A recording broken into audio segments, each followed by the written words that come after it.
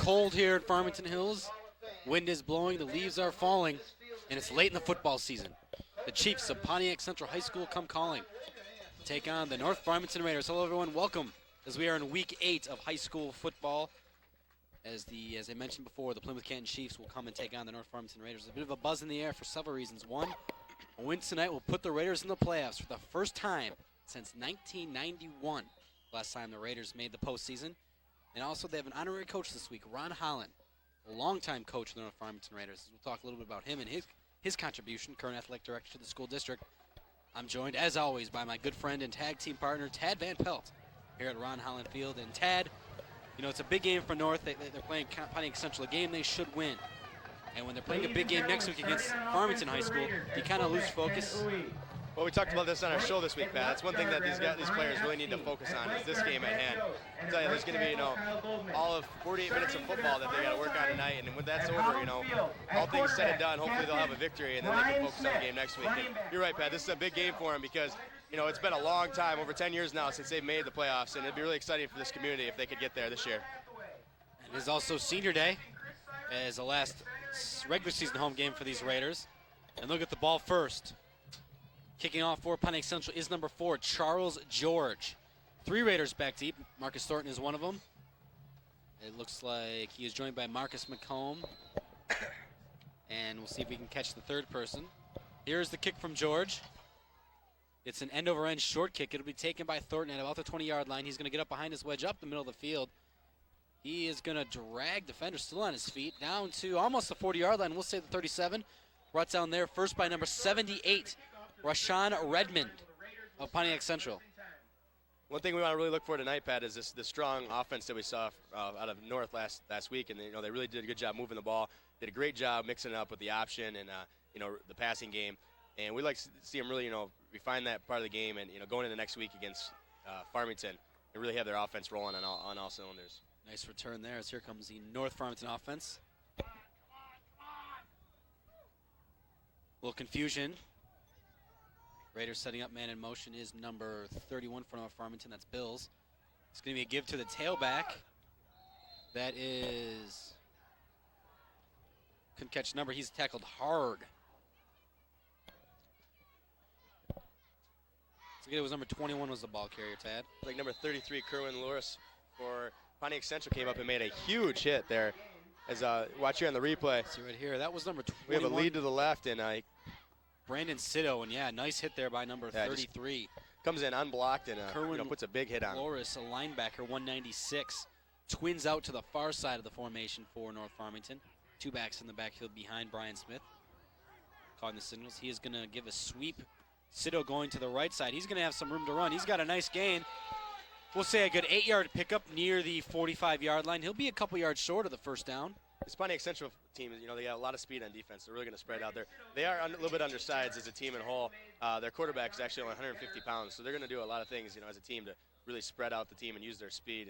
And you notice here on the defense, there's a lot of holes up inside to run, but they really close on the ball quick. Dante Getter was the man, defensive back, number 29. We'll credit him with the tackle. Spread formation on the 3rd and about 3 for North Farmington. Ball just short of the 45-yard line. Smith calling the signals. He's going to roll to his right now and give a pitch out to Sitto, and nothing doing for North Farmington. Big tackle there by number 25, Dante Getter again. Also number 53 was there, Anthony Seaton for Pontiac Central. Just a speed option there, Pat. That's one thing is there's really no read there. It's just an immediate pitch. You can see there's really no don't even wait for the defender to commit. It's just a pitched ball, and the defense does a great job. Several guys that appear to be unblocked there, and they do a good job, getting 3-4 guys to the ball. Goes for lead number 82 is the first man there. Here's the punt from Lambert. He's got some pressure coming. He gets it off. A nice punt, low liner. It's going to be misfield by number 9 for Pontiac Central. That was Roland Foster, brought down by several Raiders. The last man getting off is number 55, Josh Koch. So Pontiac Central will take over. 1st and 10 after stopping the Raiders, 3 and out. And I will say about 36-yard line, good field position. Well, I tell you on this punt, you can see they will take over 1st down. Had put a lot of pressure on the punt there, and got several guys close to blocking it there, and it's just one of those deals there. Come out a little flat and not concentrating on making the catch. Adam Veeder and safety Scott Heckstrom will get you the seniors right after this play. 9:50 left in the first quarter. Two backs in the backfield for Pontiac Central. It's going to be, it looks like a counter give to the first man through. That is number 32 for the Chiefs, or 33, excuse me. That is Kerwin Loris. One thing, this Pontiac Central team, if you're North, you really don't want them to get any confidence. It's one of those things that, you know, with their record, you know, being a 3-4 this year, Pat, it's one thing. See here on this instant replay here real quick. So a hole there on the counter give, a little trap inside. Looks like number 2, Marcus missed him. Again, another counter give, and who has a football? Oh, he's on off to the races. And he may go. Oh, nice touchdown saving tackle by McComb. Number 22, Darrell Jones. And you know what, I'll tell you what, there is so much crisscrossing and counteraction in this Pontiac Central backfield. It's hard to tell it's a football, Ted. Well, I tell you what, you're right. There was the unbelievable, the line as it shifted there after the snap. I'll tell you, it was unbelievable. You couldn't even tell where the ball was. And you're right, Pat. You'll see at the end of the play, I'll tell you what, you really have to keep an eye on this team to know who has the football. Nice tackle there by Marcus McComb. Saved the touchdown. Wing formation. And we'll see what the call is. That might be a false start because players set and then pop back up. We'll wait and see here. See what the officials call. That'd be interesting. Because it looked like Pontiac Central set and then guys pop back up after their hands were down. They're calling offsides. I don't know. See, what thing is, they're allowed to actually offsides on the Raiders. As long as they set for a 1 count. 5-yard and I think penalty. what they actually did, they had Replay 2 of the first linemen down. that were actually, I think that was intentionally done, trying to draw the Farmington guys offset. And I think on set they snapped down into their stance. And I don't, you know, that's not the. See what they do here.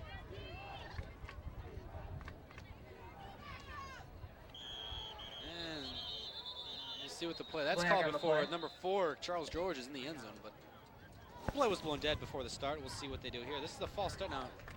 I guess what I don't see what they did differently there was. Well, you got to set for a 1 count. You know, that's one thing is not all players are. That's just like with the, you know, emotion. You know, as long as you can have many guys in motion, you have Right there. So you guys actually started early was the thing. So 2nd and 10 now. It should be 1st and 10. Yes, I was going to say. So it's double tight, double wing formation, single back in the backfield. This is number 4, George. And a false start again. Flag on the play. I'll tell you what, if Pontiac Central can avoid these false start penalties, they are moving the football. Problem is right now they're moving it backwards. False start see it on again here, Pontiac Central. They'll back them up 5 yards. 1st and 15. Yep, you see the Right guard, yeah. Snap seems to be slow. It doesn't actually, seems to be a lot of guys actually moving before the snap. So now all of a sudden a 1st and 5 turns into 1st and 15 for Pontiac Central, as now they're backed up to, we'll say about the 38-yard line. And you said it, you know, they are moving the ball well, and that's one thing if you're North, you don't want this Pontiac Central team to, you know, get some confidence going for them. That looks like almost 2 backs in the backfield. And it's going to be a give to the first back through. And he's tackled by several Raiders. The first one there is number 8, Kirksey. That was number 33, Kerwin Loris, ball carrier. Kerwin Loris on the carry. Stopping cool and Kirksey was Steve the first Condon man on the there. tackle. Also with several other Raiders. Interesting set in the backfield there. So I think he almost had a hole to the right if he bounced it out there. Yeah, we're seeing a little bit of the wing T, and we also saw, you know, almost a split back formation, but it was more of a power as they were, you know, definitely offset there in the backfield. Looks like they're back in the double wing now.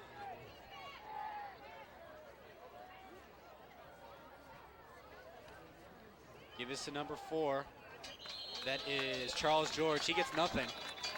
Maybe a yard or 2 on the fall forward. Charles George carried. Josh Koch was on the stop. Koch was there to make the tackle for the North Farmington Raiders. Brings up 3rd and 13. 3rd and long, for the 3rd and Chiefs. 13. We'll see if they put the ball up in the air.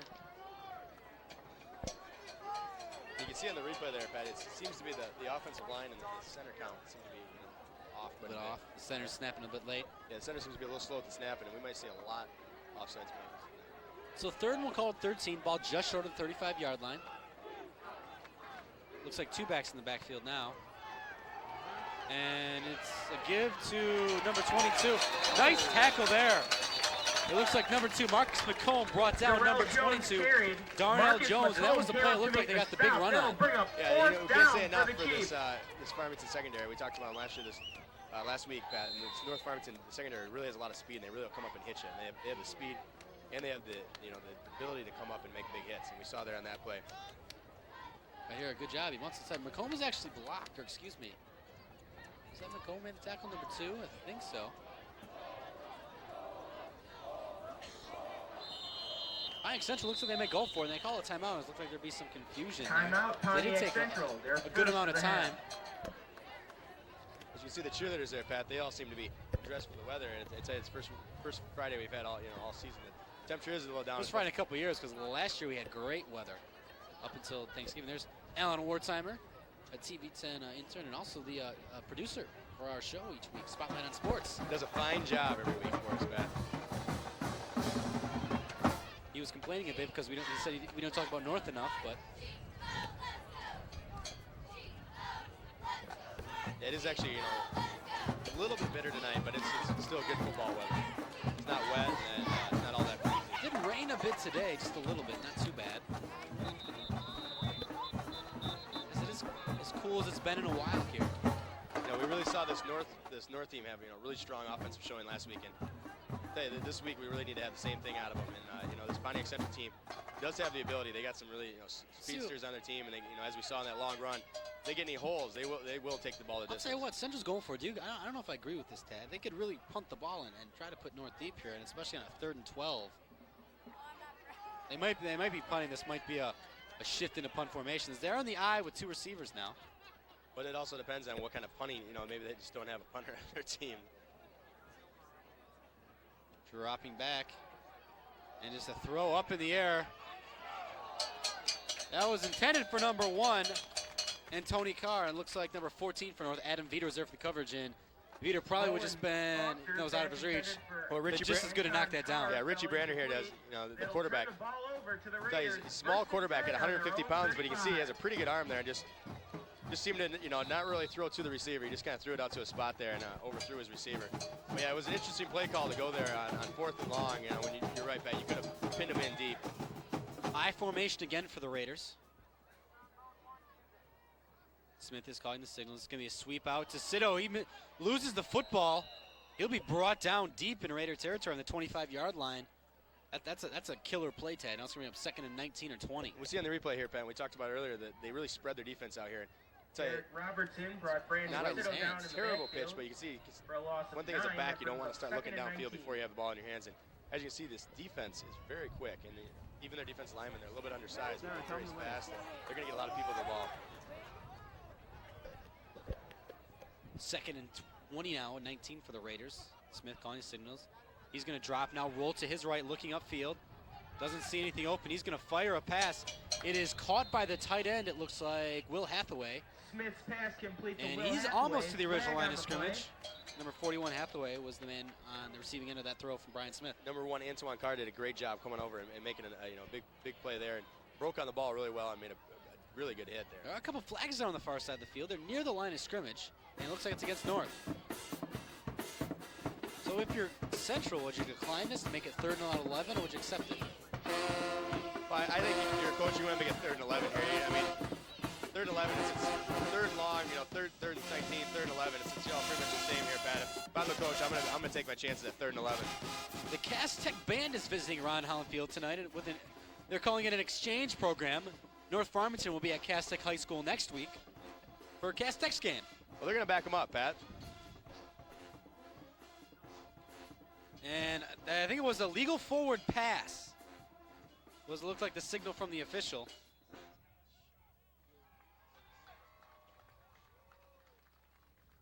Smith calling the signals. He's just going to give it up the middle on a quick trap to the fullback, Kenny Uy, excuse me. This is the play before the penalty, which I think it was a forward pass. Illegal forward pass was the call. Yeah, I think if you watch Smith here, I think he might just come over the line of scrimmage. It's the ball. The line of scrimmage is about the 25-yard line. It'll bring up 4th down, and Kyle Lambert is on the punt. So let's see if we can pick up. Was he over the line? Oh, I tell you what, Pat, that's That was close. That's one of those, if you're a referee, you might want to actually give the player, because I tell you what, it looked like he was definitely hadn't quite stepped on it yet, but it was close. Here's the punt. They're coming after Lambert again. And number 20 Carr is on the return. He and gets he's got out the some room. outside. He's coming to the look sideline. He out. may go. Cuts it back in. Touchdown, Pontiac Central. My. I tell you what, that's a punt return there, folks. Antoine Carr with a 56-yard punt return for the score. Nice wall set up on the far sideline by Pontiac Central. I tell you what, he set that one up great, and I tell you, it looked like there was nothing there, but like we talked before, there's a lot of speed on this Pontiac Central team, and you saw it there, and there was a great cut there about the 15-yard line that put him in the end zone.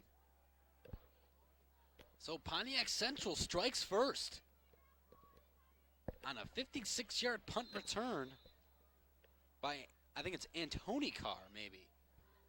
What do you think, Tad? Well, I think it's going to be all in the pronunciation, but unless we hear otherwise from his parents, I think we'll go with whatever you think we should go with, Pat, Antoine, or Antony. Let's go with Antony. Antony, okay. Antony Carr. And I tell you, that was a great punt return there. They're going to go for two. Spread formation. Dropping and rolling is the quarterback, number 10. He's going to throw it, and that's looks like it was intended for the tight end, number 82, Charles Lee. The quarterback is number 10, Richie Branner. Well, that's just the lack of having a kicker on the team, Pat. There's no reason, obviously, other than they obviously just don't have the kicker on the football team, so they're going to go for two after. Here's the punt return. They're going after Lambert, which is surprising because when you go after a guy, it's usually hard to set up a return. You're right, Pat. You're really giving a lot up here, but that's the thing with this return. Look, all the Raiders are bunched up in the middle of the field. You can see and here. They do get baited in. That's what to happens. The inside. Gets inside, and then he pops out, and once he gets around about the 45-yard line, there's really nothing to stop him. Couple arm tackles the Raiders got away from. And then he was just grass end zone pylon down the sideline. Oh, that was a clip right there. Just a lot of bad angles. They got away with the clip, definitely.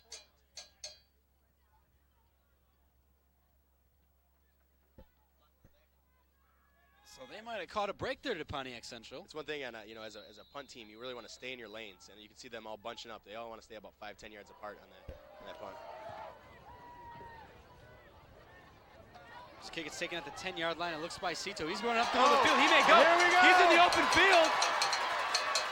And he will be brought down at about the 33-yard line. He had to cut back, and that's why number 2, Michael Thomas, was able to make the tackle. Otherwise, Cito was gone. Well, I tell you, Michael Thomas has got some wheels on him because he did a fine job getting down there and pursuing that kickoff and coming from behind and making a big tackle. It's a short kick, Pat. I'll tell you what, it was a good job by the kicker to force him to cut back, and Thomas didn't quit on the play and hustled back to make the tackle, excuse me. Good seam. He just got one seam and got up the field. He had to cut back right here, and Thomas, who didn't quit on the play, is going to make the tackle. So Raiders at the 33-yard line. The give is to number 5, Thornton. Let's say we haven't seen Marcus Thornton yet, and he gets hit. Marcus Thornton's that big power back that you kind of want to see right now when you're down a little bit. You know, other team just got a big play. You need that powerful back to kind of grind you back into it. Yeah, if you're in North right now, you want to come out here and you really want to set the tone, and you want to come out and make a statement. No better way to do that than to really jam the ball down their throat. And we'll look here to watch Farmington, and they can do it. They might just run the ball right at them and just go down 40 yards and put some points on the board right now. Marcus Thornton is he's like I say, he's listed at 185, but he seems almost to look a little bit bigger than that. But his dress is a little bigger, I think. It's a solid kid, and spread formation. Thornton is the deep back. Smith dropping, going to his right, looking to throw, and he's going to be sacked. Number 4, Charles George, just did a good job of pushing upfield, and he's going to bring Smith down to the backfield. So that's going to be a loss of about 8 yards. You can see here on the replay, Pat. One thing, if you're going to roll your quarterback out as a tackle or even a tight end here on this play, I think it's the tackle's responsibility here. Yep. You really the back actually. Yep. They actually got to come out and they got to take his outside shoulder away and give your quarterback some time to get the corner. Now, if you're going to set in the pocket and throw, that actually isn't a bad idea to actually let them work them outside, let them get downfield. But on that play right there, you got to protect your quarterback. Option, it looks like it's going to be a pitch to Thornton. A lot of space on the option. He's up the sideline. But we got flags on the play. Is there a flag down? There's a couple different. I think we might have a hold downfield. Oh man. Marcus Thornton with the There was nobody there in the option. Pick up their keys, grab the pitch man. That's tough when you get a holding downfield like that. It's one thing about this, the way North runs this option. It's very sporadic, and it's tough for a team to really set up for it and be ready for it. And as you see here, they had somebody accounted for the quarterback, but no one for the back, and you can see it's just lots of green grass. Don't see it down here. It's hard to see from our camera. I think it was on the receiver downfield, and it's one of those things you just got to keep your hands inside the, outside the arms and the shoulder pads. And a lot of times referees will let you hold up inside, but as soon as you start reaching on the sides of the pads and grabbing, that's when they'll get you. And it might not have been anything terrible by any means, but the ref down there is throwing the flag, and that's all that matters. 3rd and long for North, 14 we'll say. Smith calling the signals. He's going to give it to the fullback, Kenny Uwe. Let's call him Kenny. How's that? Uwe rush, gain a 7 on the play. The BA announcer says Uwe, but I don't know. Here we go on the replay here, and it's just a quick trap, yeah, or just a quick give option, up. yeah, just option up the middle. I don't know if that was a called play or a read. I think it was right there. I couldn't quite see, but I think it might have been the triple option again there, Pat. He reads the 5 technique, and the 5 technique goes upfield. He gives the ball. 5 technique takes the back, then he pulls. North, I was actually, I was going to say that might have been a setup to go for in 4th down. You just want to run it in 3rd to get what you can if you're going to go for it in 4th. We'll see what North does here on 4th and about 9. 2 receivers spread out, 2 backs in backfield. Dropping out is Smith, rolling to his right. He's under some pressure. He's going to be sacked. And I'll tell you what, Pontiac Central is coming with the blitz every play. Yeah, there's really no one there to pick it up, Pat. You see this defense we talked about earlier. They're really spread out, and they're really making this offensive line really reach for him and go after him. And you can see here, they get off the ball quick, and I tell you, there's just a lot of people there's trying just to reach. missed blocks and guys blitzing. And number 33 was just a down lineman who busted in there. That was Kerwin Laris. I think 33 actually is a linebacker who came in and lined up on the line of scrimmage.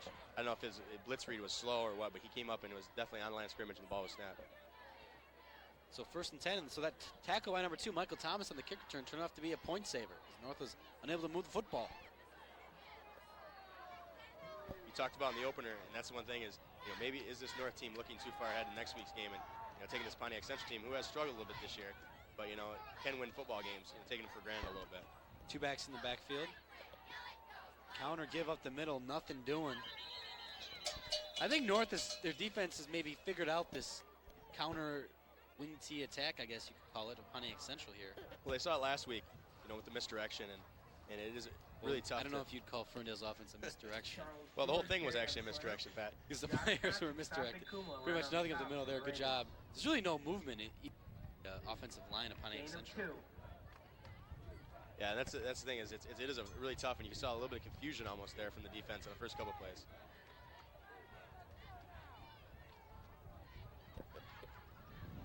It's like a give up the middle, and that is number 22,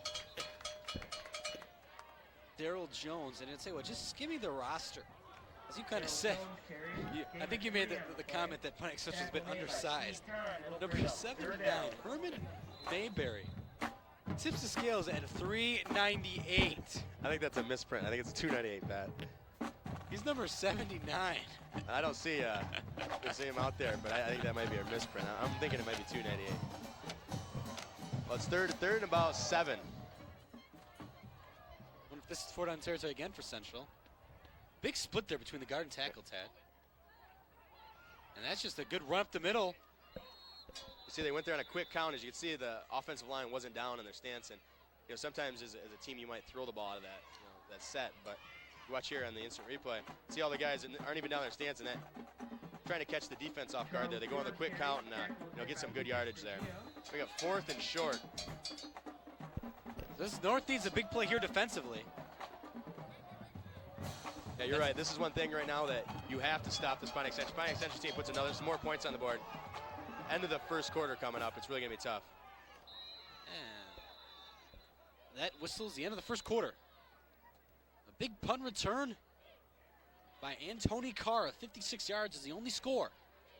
Be right back to bring you the second quarter of action right after this. 2-555-4545. It's 1-800-CALL Andrew Stannis. 489-8675-3099. 0000. I do not know the phone number to TV10. The question is, do you know the number to TV10? Yes, it is 785-2009.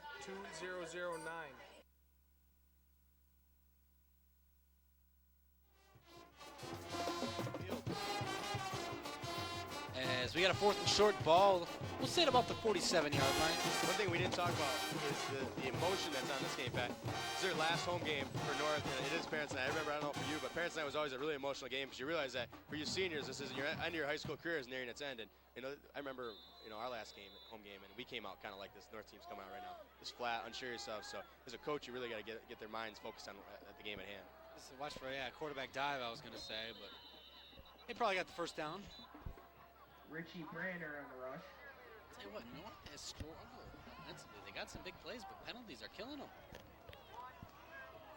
Yeah, you're right. This is one thing we're going to see here is, continue as the team that, the favorite team, as I'm sure North is coming to this game. And North, the thing they have to do is they really have to focus. They have to cut back on the penalties, and they just got to get back to, what they did last week and in the prior weeks. The strong, attack, running the ball right at them, and, also we haven't really seen them, open up and try to throw the ball against this Pontiac Central team. And actually have been unable to do it because of the pressure being put on the quarterback.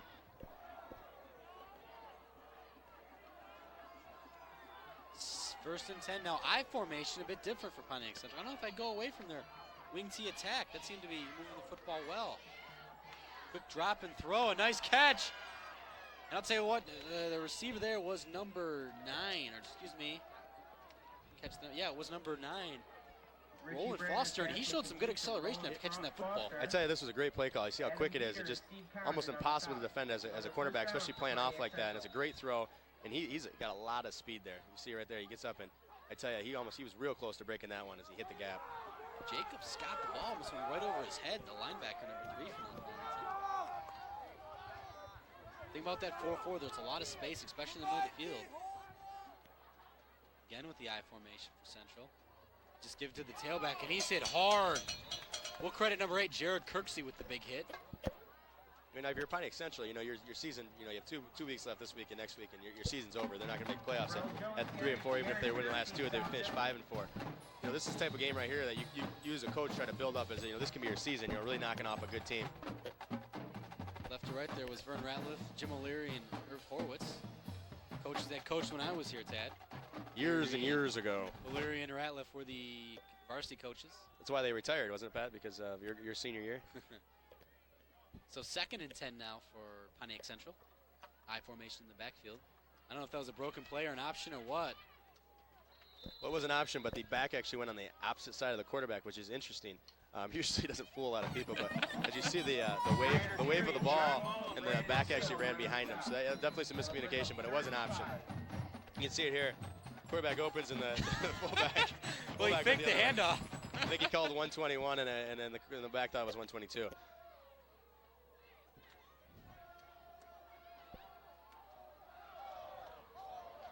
Well, we're not going to see a field goal, so this is definitely 4-down territory because as we saw in the last touchdown, they do not appear to have a field goal kicker.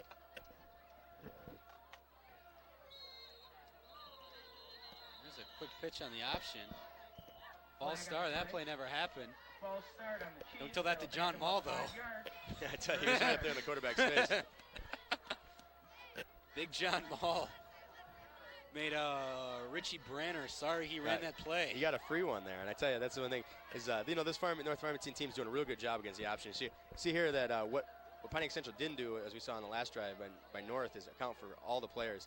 Just like man-to-man basketball, Pat, you got to have everyone accounted for you, and you see here and get the replay rolling. Kind of paused on us there, and one thing is you got to have a linebacker who's going to account for the quarterback. You're going to have either a corner or another linebacker who's going to have the pitch back. I always thought it was the interior lineman and middle inside linebackers did fullback, outside backer did quarterback, and then sure, that works. Outside backer gets quarterback, and secondary is responsible for the pitch. Well, it all depends. It depends on what kind of defense you're running. 71 or 72 option. Yep. It depends if they run a triple option or what they run at. But yeah, you're right. Everyone has somebody. See here on the replay, and it's a straight ISO. Little hold there in the middle. Those things that don't get seen on TV. That was pretty well out in the open. Here's Rich Burrell, the defensive coordinator and head coach. The beauty of instant replay. So it's 4th and about 8. With a lot of room here on the near sideline. It's going to be a sweep to number 22, and he's not going to get it.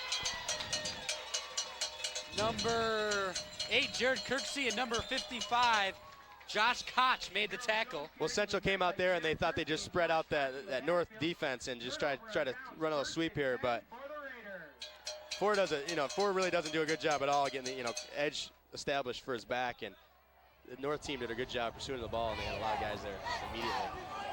They really shut down any chance of a run. First and 10 for North and 25. They need to get moving here with 8:29 left in the first half of play. I formation.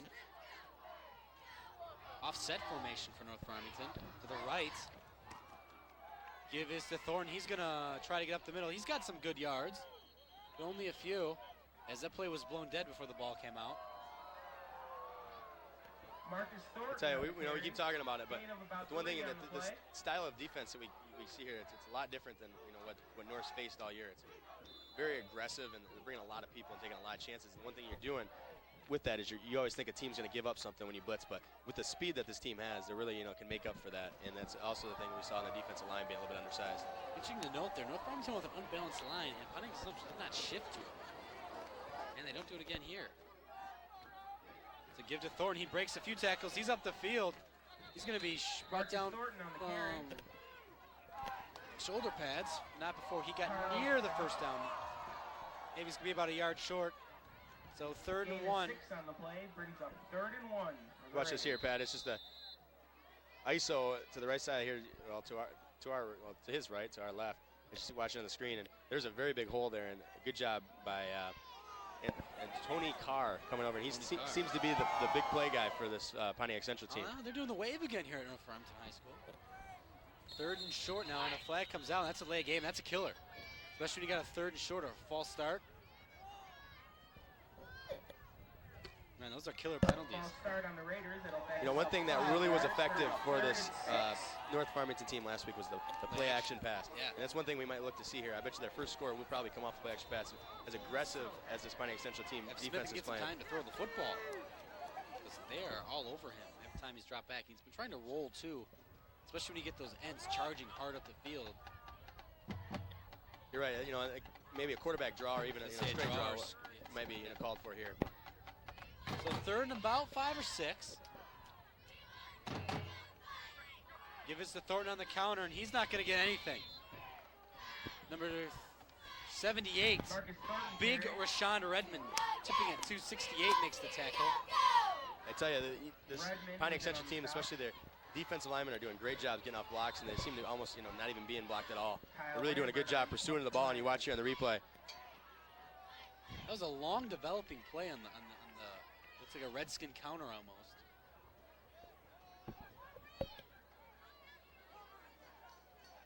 So North will punt away the football. Lambert will kick it. This is where North needs to be careful. Either a block or a big return. High snap. And it was blocked. That was tipped. It was blocked. The penalty will not go. That ball was tipped. There should not be a roughing the kicker here as the ball was tipped. And they call it.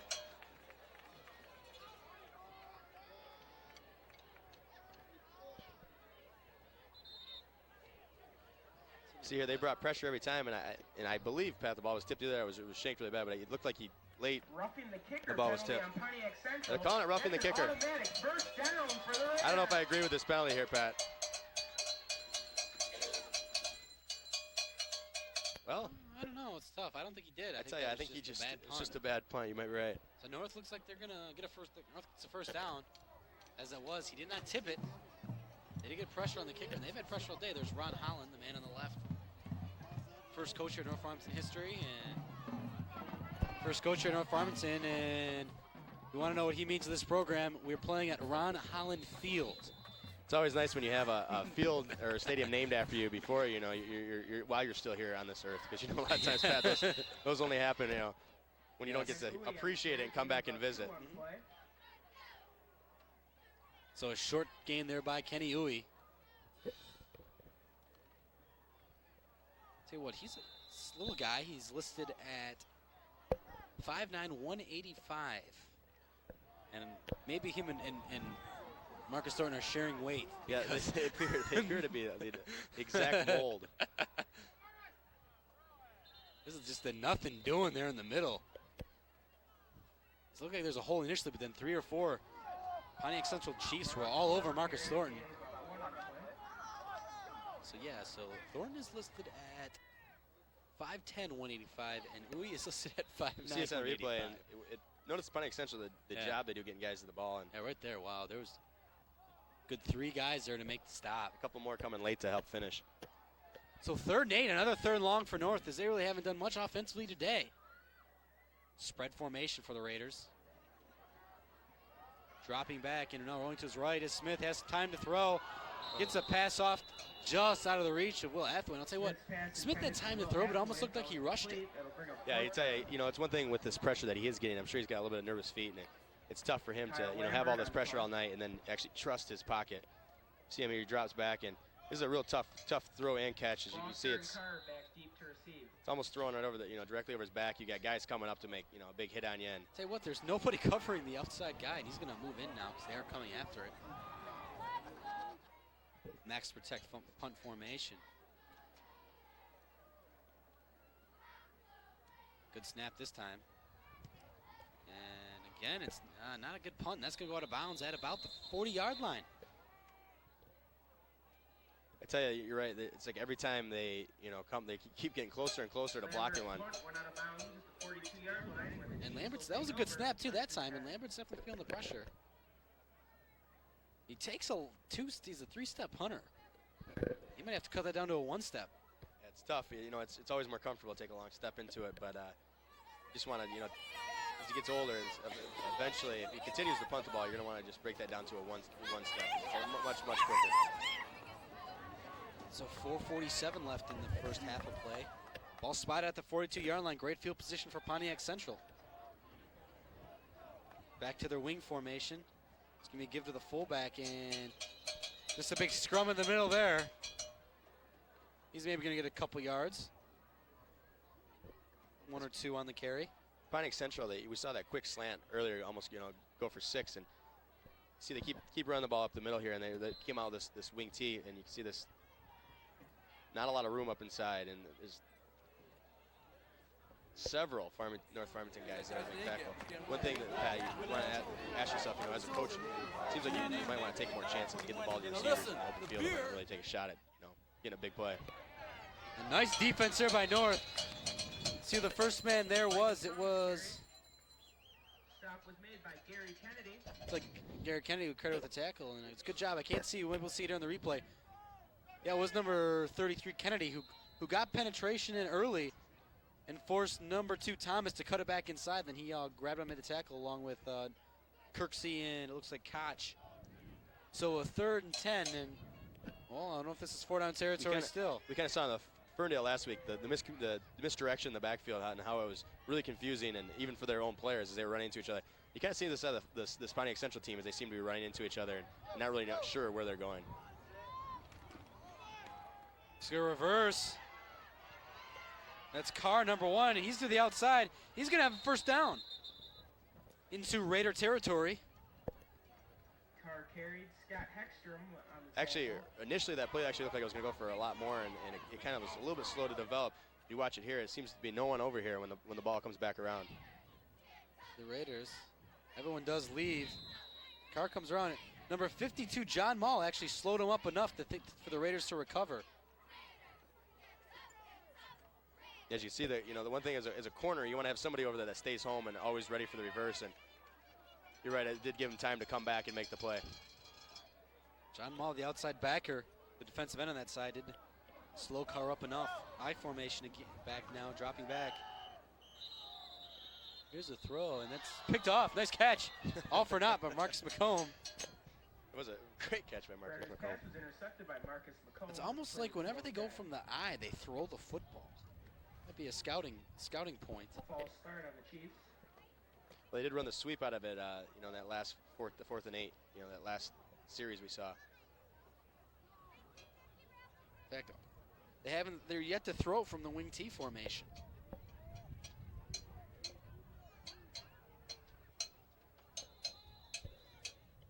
It's one thing you, as a North coach right now, the thing you got to reiterate to your defensive backs is pursuit angles and getting everybody the ball, because with this speed, one guy could miss, and then you got to have guys there to help out. And that's one thing, you can't let those big plays go for touchdowns. 1st and 15, again out of the I formation. Let's see what they do. Dropping back is number 10. He's going to throw it, and it is picked off. And he lost it, a fumble. It looked like number 9, Heckstrom, or is Adam Veeder, I'm sorry.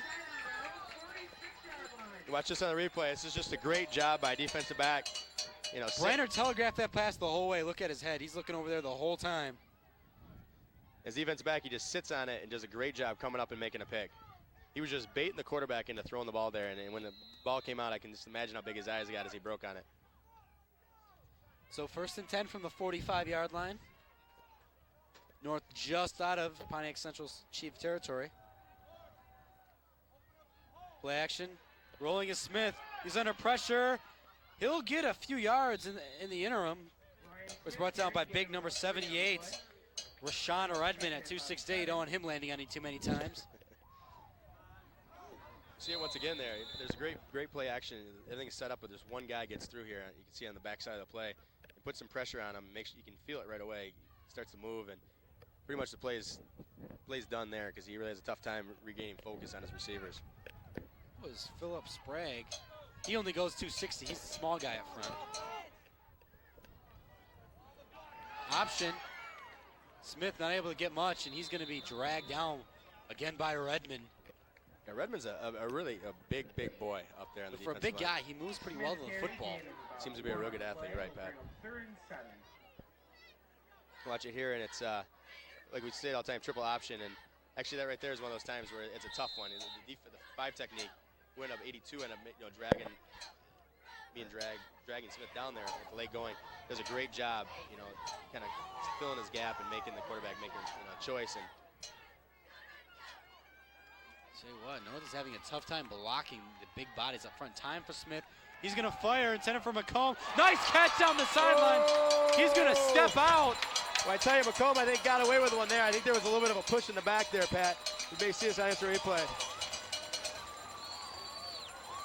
Well, the official was shielded from. The official had been shielded from it. Yep, and I think you see the on the This is the first time really Smith has had some time to really set and throw. Yeah. A little bit of a push there, and I tell you, it didn't look like much on TV, but as a defense back and as a receiver, you know that any little push you can get in there will give you separation. Like I said, at the angle, good job there by McComb. Kind of shielded a little bit. Kenny, you up the middle. He's got some room. Down to about the 3. We talk about it week in and week out, Pat. It's all about momentum, and you can see here just one big play, and Pontiac Central seems to be back on their heels. 1st and goal for the Raiders. And Kenny Uwe, a nice hole there. Now he'll be down at about the 3. Let's see if North can punch it in here. 1:35 left in the first half. I'll tell you, Chris Cyrus had a huge block on that play as he really opened that hole up for him. Number 72. I formation for North. Thornton is the deep back.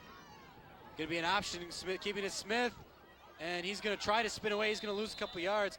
It almost looked like he thought some pitching while he's being twisted around there. Good thing he didn't. Usually bad things happen when you do that. It's one thing, especially at this point in the field. The last thing you want to do is try to a late pitch on 2nd down. Turn the ball Timeout, North Farmington. So with 1:11 left, maybe that's a lucky number for North. Make a wish to get in the end zone. We'll take a look at this public service announcement. We'll be right back.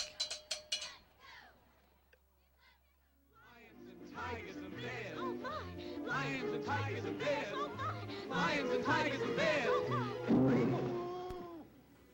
Watch TV 10 for the best in high school sports. Welcome back to Ron Holland Field. As 1:11 left, if you're North, 2nd and goal at the 4 here. And with 1:11 left and 2 timeouts, really time isn't much of a factor here. Do you run the football? Do you try to put it in the air? What do you do here, Tad? Well, if you're going to give the ball, kick the ball back off, obviously you're planning on scoring here at this point. You do want to, let this clock run down as far as possible, because as you can see from this Pontiac Central team, they have the potential to really, they're back in 95 yards. They have the speed, and, obviously you see the quarterback does have an arm, throwing up for grabs and make a huge play. This is set up for Marcus McComb on the far side. A lot of room to work with. They're just going to give it to Uwe, and he's not going to get anything. So 3rd and goal. And an interesting scenario, because I imagine North would probably kick the field goal. see, it's my guess. I am definitely not Rich Burrell, so let's see what they do here on 3rd down. So there's now under 50 seconds left. Well, at this point, I think you really want to look to throw the ball, Pat. Let's see what he does here. Look to see maybe a back slip out into the flats over to the far side. Leader on the far side. Prout is the flanker. Quarterback keeper, touchdown North. Brian Smith on the option keeper. He'll take it in from 4 yards out for the score. I really like that play call. You see Smith right away when he gets the ball. He knows what he wants to do, and with an athlete like that at quarterback, you know, you can't be afraid to let him make a choice and, you know, try to make the big play, and he does a great job getting in the end zone there. So North will tie it up with the extra point awaiting. Looks like Jake Petoskey will be the kicker, number 15. Snap, hold, kick, good. 7-6 North, or actually that was Lambert, number 25, the kicker. Well, the thing is here, Pat, I really think the place where this Pontiac Central team is going to hurt this North team the most tonight is on special teams. And here on the kickoff, you're the coach, you really want to call your players together and let them know that, you know, you got to do a great job staying in your lanes on this kickoff and coming up and making a big play. I won't even tell you what our producer, Mr. Cap, just told us. He said, that's our principal, Mr. Jones. Must be nice to have tenure, huh, Pat? Because that was the Brian Smith jersey. Scott Lambert will kick off. Oh, man. And I apologize, Mr. Cobb, because I wouldn't have let him say it if I knew it was coming out of his mouth. As we do know that was just a joke. Lambert's a kick, and let's see how far the tee goes.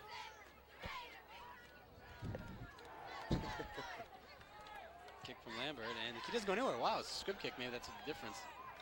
Oh, big block there. Is he still on his feet? Going.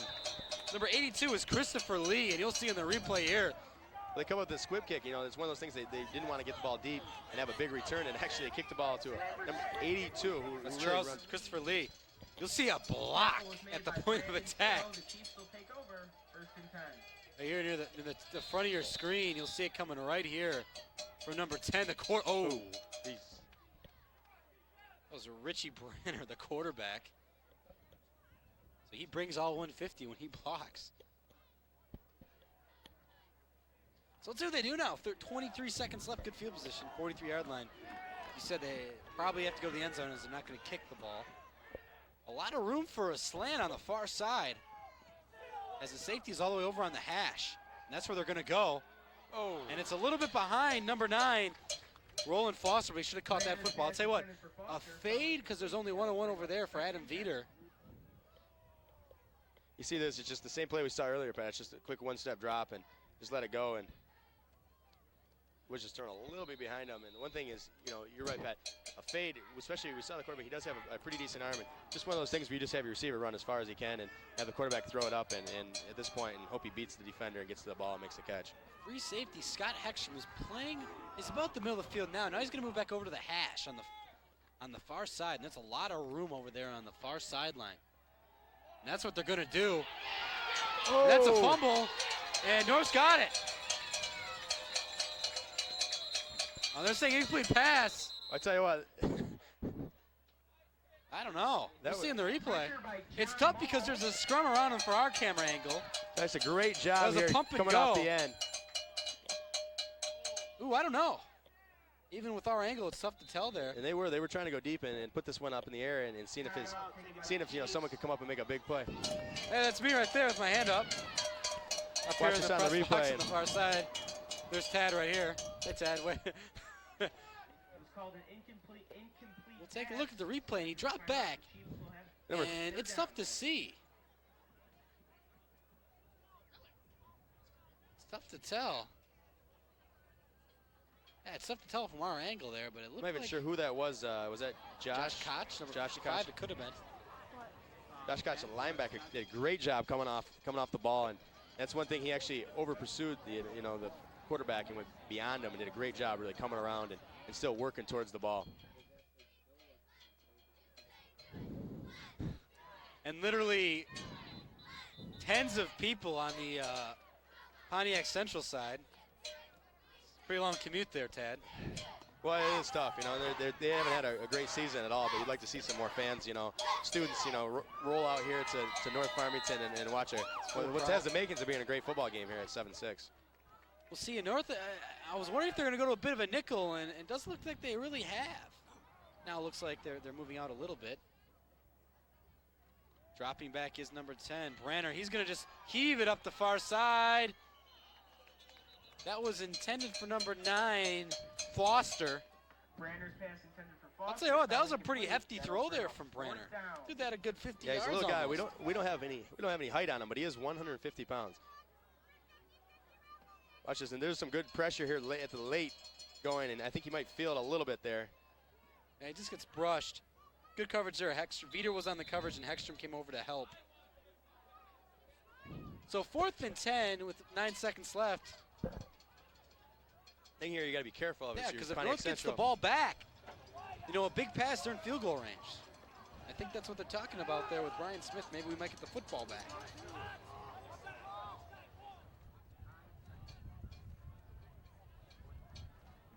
Here's Central. A sack would also be big for North.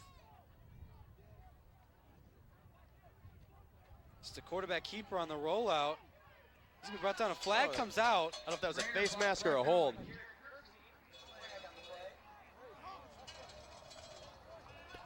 They called it a hold. North will decline and take the football, I imagine. And it's tough. I don't really see them airing one out here.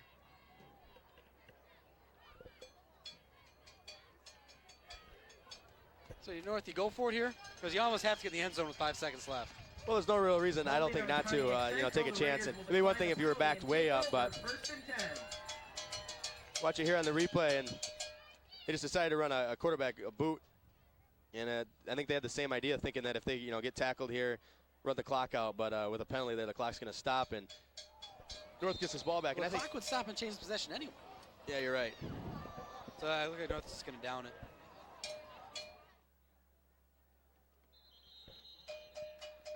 And that'll take us in the half. So really, Ted, any comments on the first half of play? Well, this North Farmington team started to get some momentum back here in the late going, but if you're a coach at halftime, you got to explain to them that this Pontiac Central team is not to be, you know, thought lightly. They're a tough team. They got some big playmakers. They have speed all over the field. And, you know, you really want to focus and let them know that they have to win this football game tonight. Well, I think the thing is Pontiac Central is playing like they have nothing to lose, and really they don't. Yeah, this could be a season for them. I mean, that's one thing. You know, they haven't had a big win. They haven't had a big win this year, and this could be a big win for them, knocking off this North Farmington team. So with that, we'll take a look at the halftime show. Me and Tad will step aside for that. We'll be back for the second half. See you then.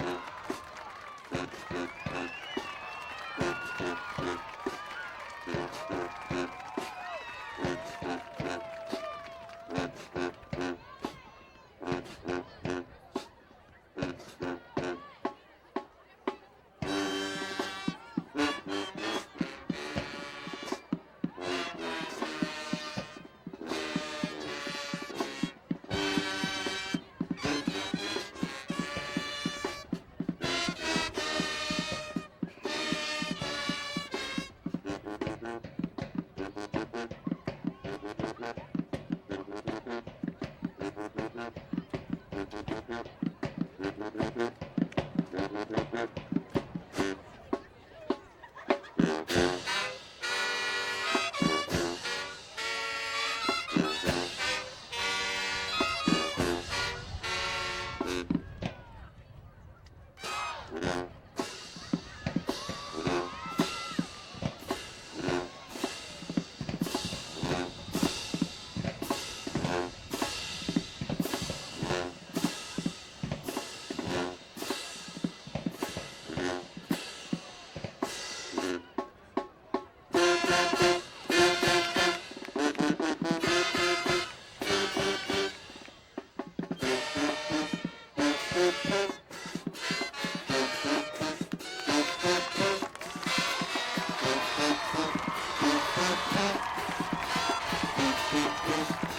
and gentlemen, the Cass Technical High School Marching Band.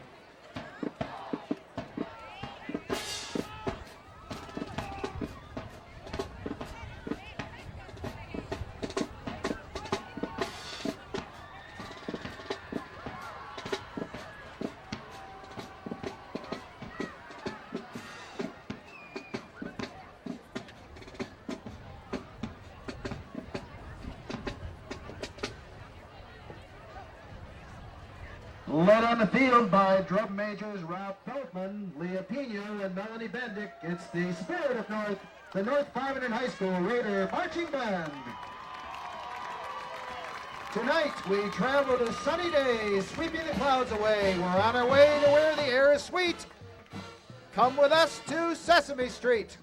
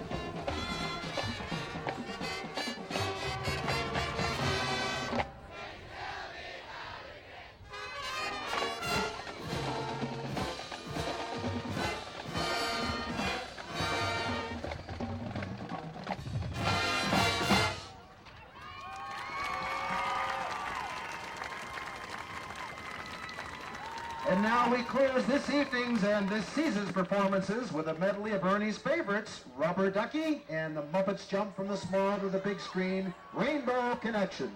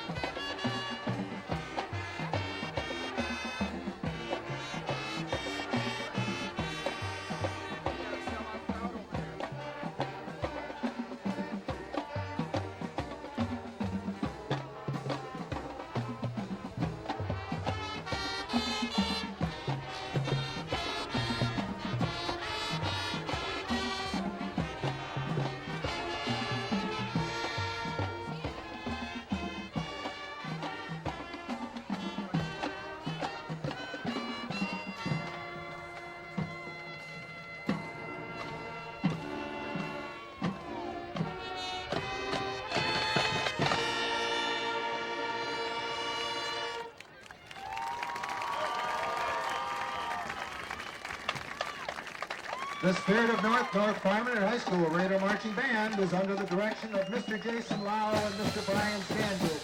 Our color guard coordinator is Mrs. Fran Zakalik. Our field services coordinators are Mr. Tom Machowski and Mr. Chuck Johnson. Ladies and gentlemen, for the final time on Holland Field this season, the Spirit of North Farmington, the North Farmington High School Raider Marching Band.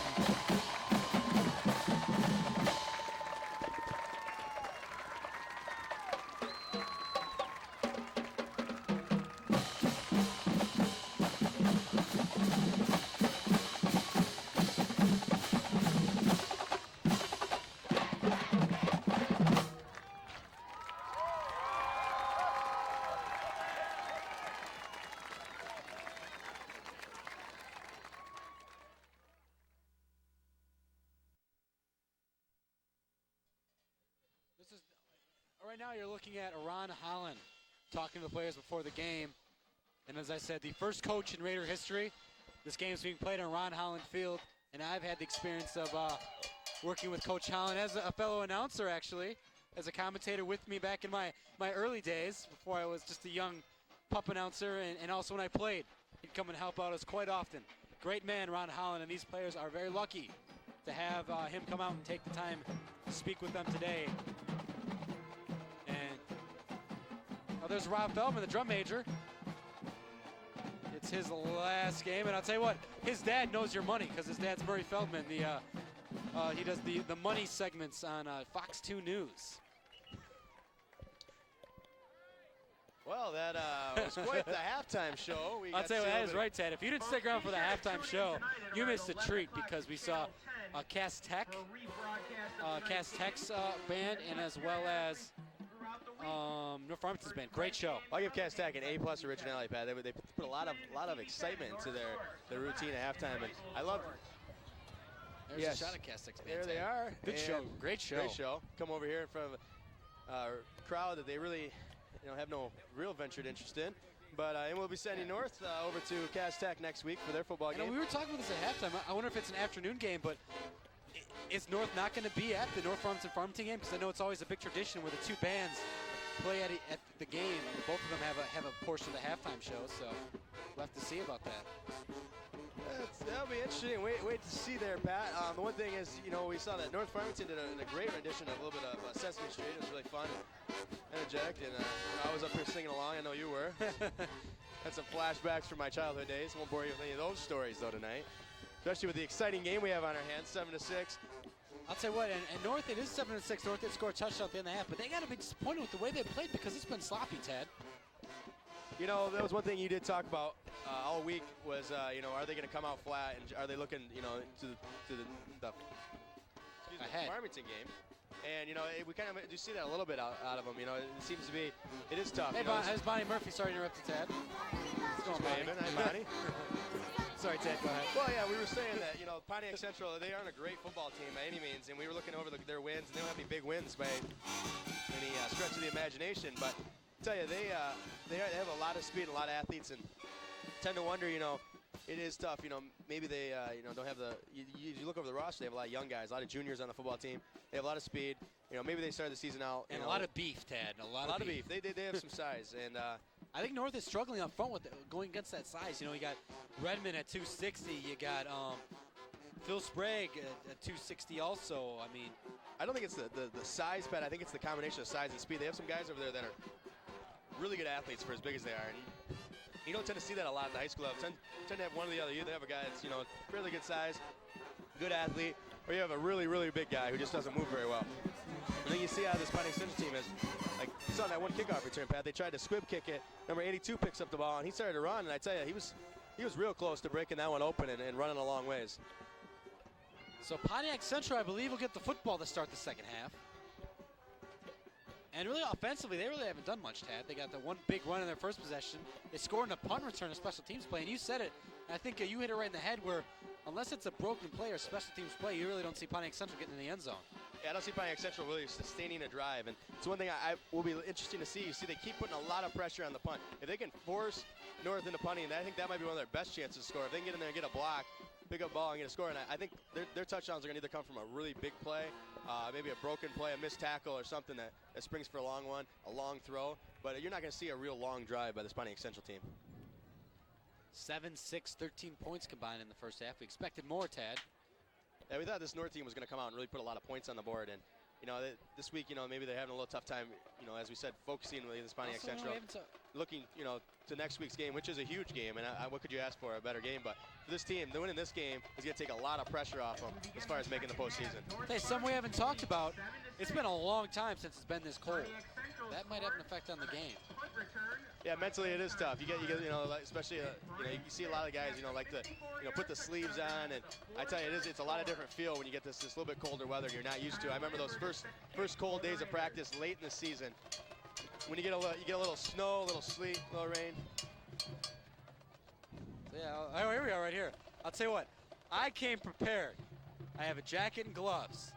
Tad has nothing except the shirt on his back. Well, I forgot that they don't have heat in these booths, Pat, but one thing is I'd rather be cold than hot, because I tell you, we get up here, we get excited, we get into the game, and nothing I hate worse than working up a sweat. Well, I can always take the jacket off, Tad.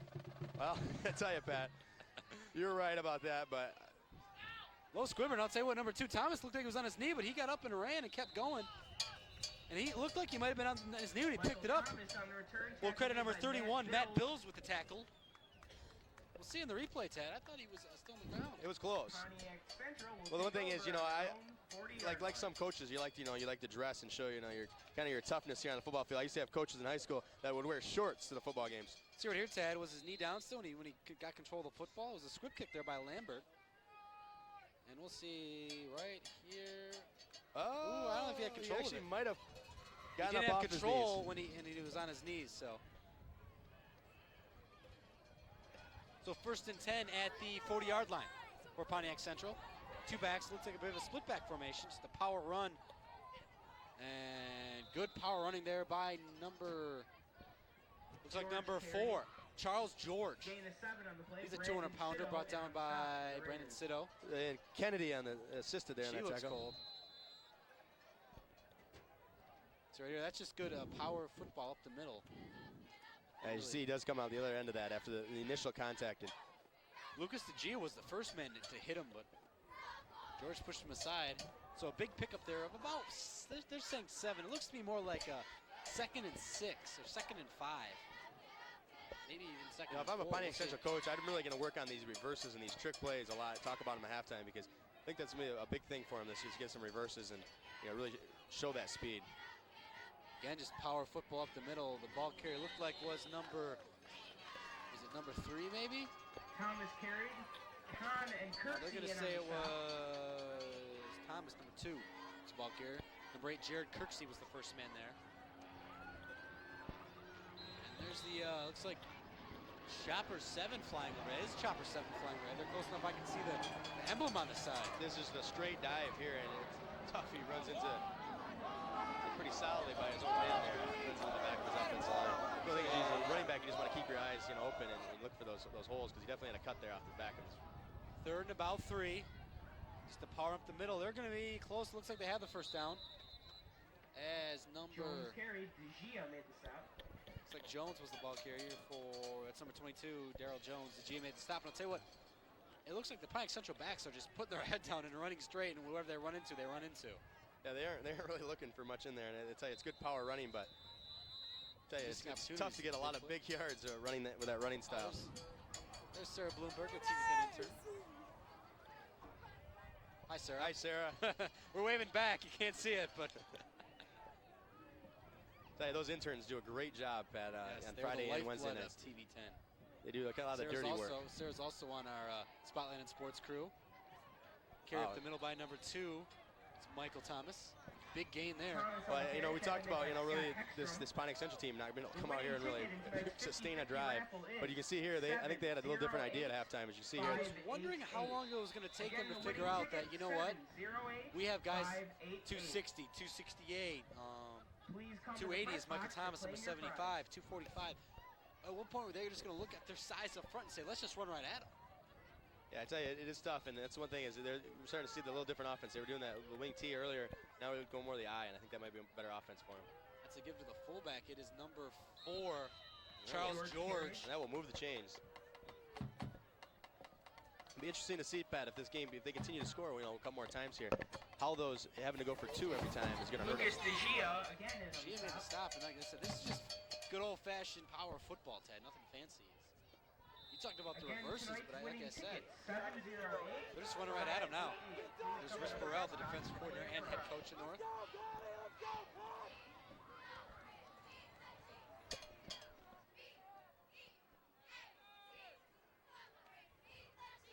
Counter give to number 22. That is Darrell Jones. Excuse me, going to pick up a good 5 yards. So, wow, they're just going right at North Farmington, Ted. We see this here on the counter give here.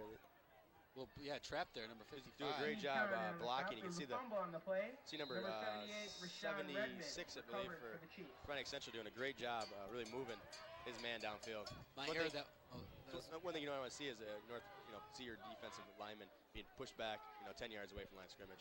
that was number 2, Michael Thomas on the carry. To do here again, it's just a power run to the right. And that's number 22. That's Darrell Jones. Jones carried John Jones Ball goes and about DeGia made 170. the stop for the Raiders. It's interesting what they're doing here, Pat. They're really not using their fullback as a lead blocker at all. They're kind of, using him for misdirection. It's interesting. You might want to think that, they might want to bring that fullback up and, really stick his nose in there and see if they can clean up some of these linebackers. The winner of Give their tonight's tailback a little bit more 50-50 space, because is their tailback right now is senior taking a mother, beating. Sue Kahn. Her son Steve just made a couple tackles for the Raiders, and she most generously donated part of the proceeds back to the Raider football So program. we have 3rd and short. David Thomas getting stood up. Little number 17, Steve Kahn, brought And all that of was his Steve 5'4", Kahn, who met 160 it behind the line to of the ball. scrimmage along with Jared I tell you, Smith to make the definitely stop. brought it all there, Pat. And it was a huge hit right in the hole. If you watch this, really stands up the back, and this is not at all. Wow, nice play by Kahn. Looks That like brings also up number 4th down for the 38. Chiefs. Make some noise for your Raider defense. 33. Gary Kennedy was there too. So a big 4th down for North, that they can stop him here on 4th and 2. Tell you, watch a slant to this wide side of the field on number 9. And you get it, and he's open. Oh. I'll tell you what, Branner's pass fell the cone incomplete. fell down, and if that's a good throw, it's 6. Yeah, I tell you, that was. You see here in high school. It almost like it was it almost looked like Branner thought fade because he threw that way to the outside.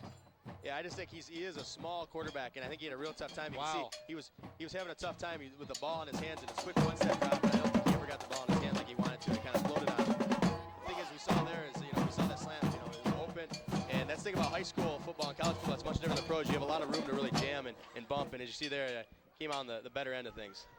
So North dodges the bullet there. That was almost for sure 6 points. Give to the fullback. That's Uwe. He's going to have a good 6-yard pickup. Brought down, it looks like by, we'll say, number 29. That is Dante Getter. Seaton made the stop. We see here it's 82. It just that's one of the examples of what this option can do. It made 82 make a choice, and he didn't take either the quarterback or the fullback. And that's one thing you want to if you're a coach, you want 82 to commit and take one or the other. So let's pick up a 6, 2nd and 4 now for North Farmington. Trying to get into Chief territory. And looks like that's Uwe again, and he's not going to get much there. Looks like number 4. Charles George made the stop. I'm really surprised, Pat, that this Pontiac Central team has the record they do. I mean, I'm looking 3 at and 4. looking at the kind of athletes they have out there, and they're really doing a fine job getting to the ball. They lost to Oak Park, lost to Berkeley. They beat a couple Division IV teams in Stony Creek. We look at the speed and the size, and you got to ask yourself, it's interesting they went to this eye here in the second half, and it really seemed to be working a lot better for them than what we saw. The rumor has it their first game at halftime, they fired their offensive coordinator. I don't know how accurate that is. That's what we heard. Dropping back is Smith, looking to throw. He hits Thornton, and Thornton is brought down Smith's pass complete to Marcus. immediately. Incomplete pass by Brian. Just saying incomplete. You watch here, number 41 is wide open. Went down the middle of the halfway. field for North, and I don't think he's almost ever could have got a Smith late ever hit sees it. there. Yeah, it was close. That was close to a late hit by number 82, Charles Leon Smith. Well, if you're punting right now for North, you really gotta shorten this up and get it off. Because It looks like they're not rushing as Central's many. really bringing the heat. Central's well, it looks like Central's dropping to cover now. We'll see what they do. They don't come after this one. And there comes a flag, yep. And the coach is next to calling for the push in the back, and that's right about where it happened. So we'll await the official signal. Flag on the play, preliminary indication is push in the back on the Chiefs. Watch it here, and They didn't come after this one. Yeah, they didn't bring it as much. I really don't understand why they didn't. Yeah, I tell you, they're awfully close, and you can see here he actually holds up because I think they really put some fear into him about roughing the punter, and you can see there, just unnecessary push in the back. Their undisciplined penalty is going to cost some good field position. It's one of those things is there's really no need for it, but not only that, but you're out in the open field where very rarely is that not going to get caught. I don't know if that play worked or not, Tad. So we get another shot of that. 10-yard penalty. Maybe they can play that out for him. Look like they're disappointed with it. First and 10 on their own 34-yard line.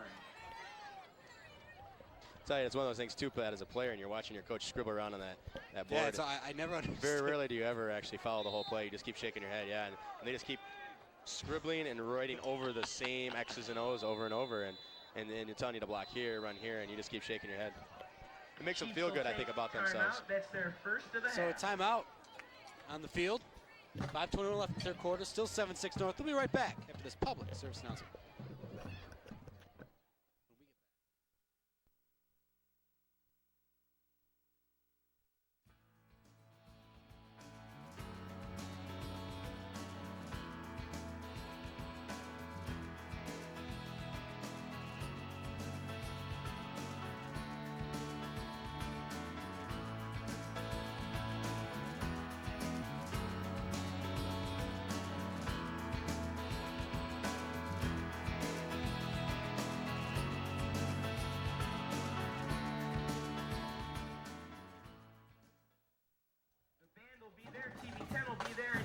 Be there to support your Raiders in their final regular High school. Something, Ted, I want to ask you about.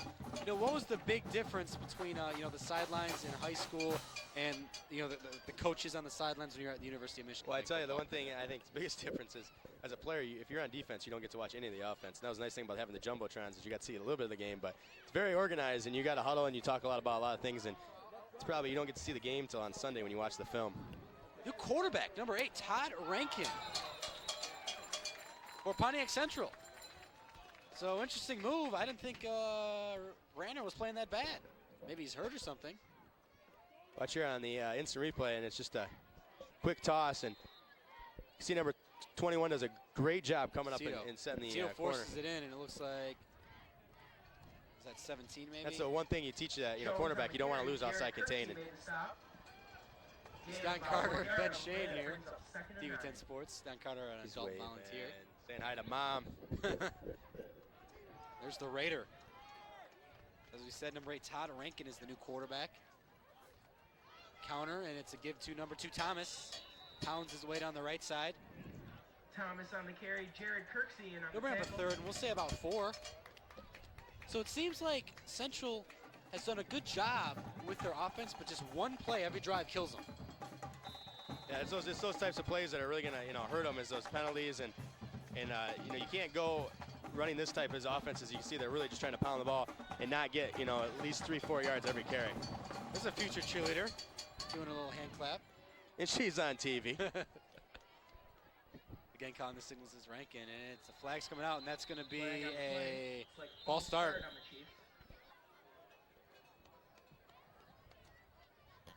That was Doral Jones. See here, and it's just, we talked about it all night, and early in the game, there seemed to be a problem, but yeah, right there, the left tackle. Just starts to rock back in his stance a little bit. That's in slow motion, and still, it's close. I mean, just good eyes by these referees. Yeah, it is. I think I would have picked that up in live motion. Well, I guess also from here about 100, 200 feet away. A few hundred feet away, actually, probably.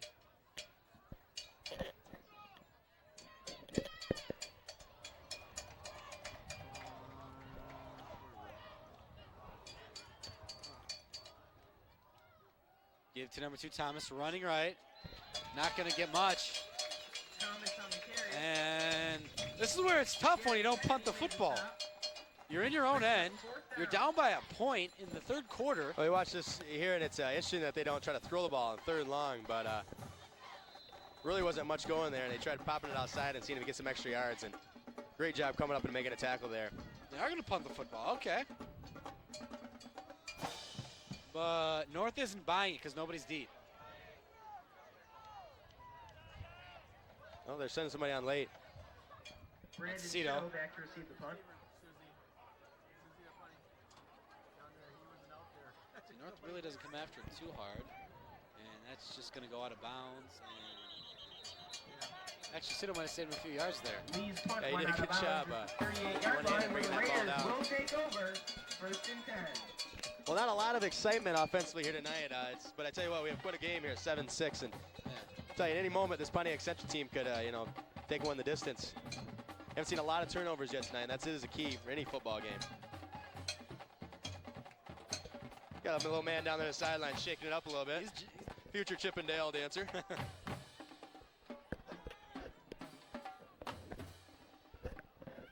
Looks like it's Kenny Uwe running on the right side. He's going to have a nice pickup, brought down by number 5, Stanford Brown. Take a look at the replay. See it here, it's just a quick give, and that's one thing about this North team. They have when they run that triple option, those plays really hit quick. And, it's one of those things we talk about, that 5 technique, and it's really hard for the 5 technique to commit to one guy or the other. And Smith does a great job reading it. Why don't you explain to our audience what the 5 technique is, Ted? Well, we get a chance here. Here's Smith. Next dull moment. Again, it's going to be a give up the middle to Uwe, and he's going to maybe pick up a couple. It's going to be a third, and we'll say about 3. Ted, 5 technique?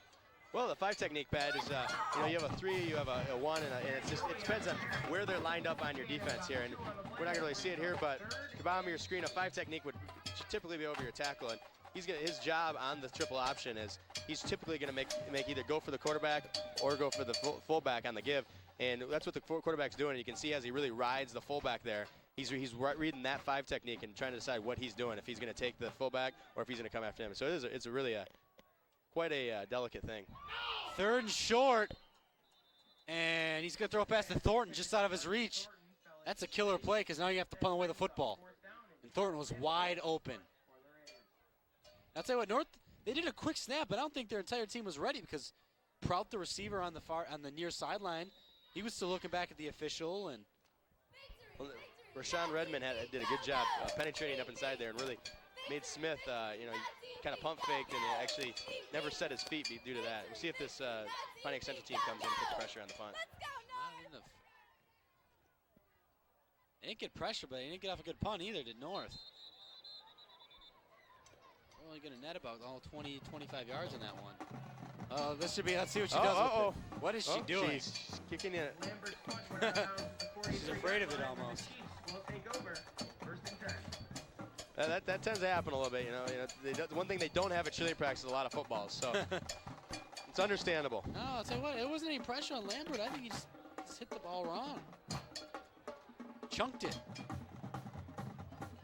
Well, I say it week in and week out, Pat, but it kind of looked like your wedge there coming in the green. Kind of a little chunky and definitely right. So. First and 10 for Pontiac Central on the 42 yards. The sad thing about this cold weather, folks, is the golf is coming to an end. See Rankin throw. He's a lefty and he slings it out there. And that might have been one of the more ugly releases I've ever seen. Well, I tell you, just like when you're out there golfing left-hand, I think it's tough. Sometimes you don't see a left-hand. It just might look a little different to us here, but we'll watch that replay. And it was throw a little bit sidearm, but it was what will happen when you do throw a ball sidearm is it's gonna tend to float on you a little bit there, and you can see the ball's just thrown a little bit high and right through the hands. I have one damn gift. Here's Irv Horowitz. Speaking of golf, a guy I played with golf with several times this summer. Must be a very patient man. No, Pat actually isn't a bad golfer. So 2nd and 10 now for Pontiac Central. Rankin dropping back, looking to throw. He guns it in there. Oh.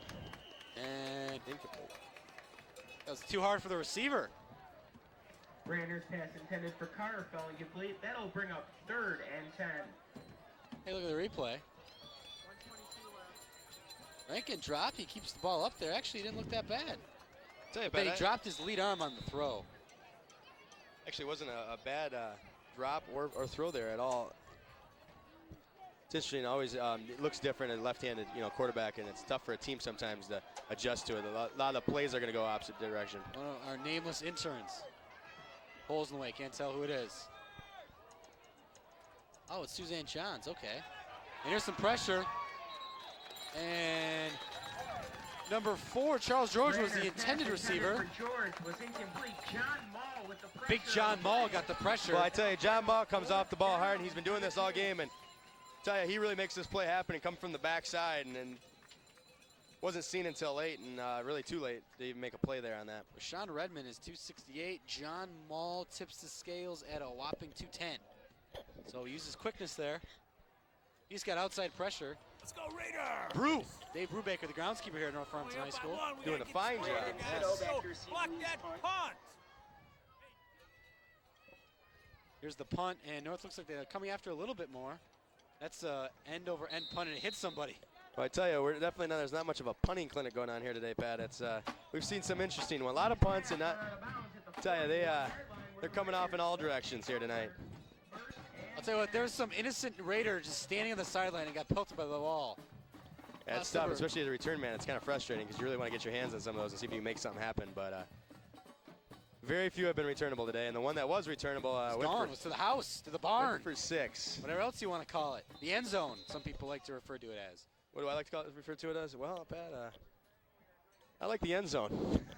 So spread Never heard it formation. referred to as the barn. Let's see if North can get something going here offensively. They've been fairly stagnant all day. Kenny Huey up the middle. He's going to be near the first down stick, and he's so small and gets through the hole so quick, Tad, you don't even know he has a football.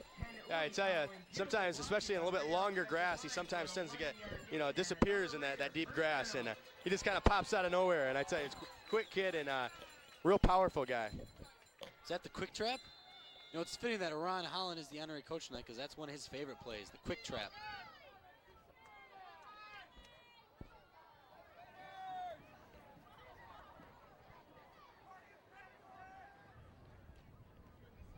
Rolling out is Smith, looking to his right now. He's going to keep it. I'll tell you what, Smith had some open receivers and he didn't throw the football, Tad. Well, I tell you, there was some pressure in his face, and I think, we talk about his decisions, and I think he made a great decision there, Pat, because I tell you, there was one of those, he was going to take a big hit if he decided to throw that ball. And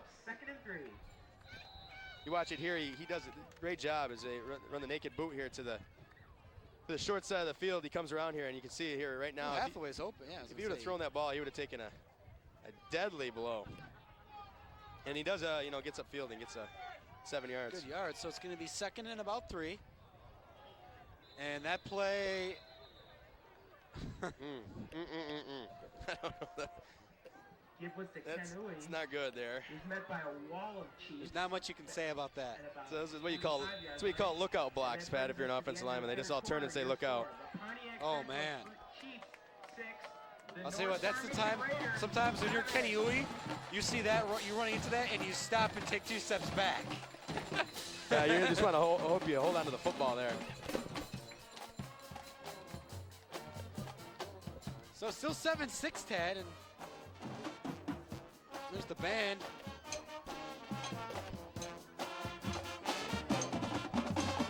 We got 1 quarter to play here, and it's a lot closer game than we were anticipating, Pat, coming in here tonight.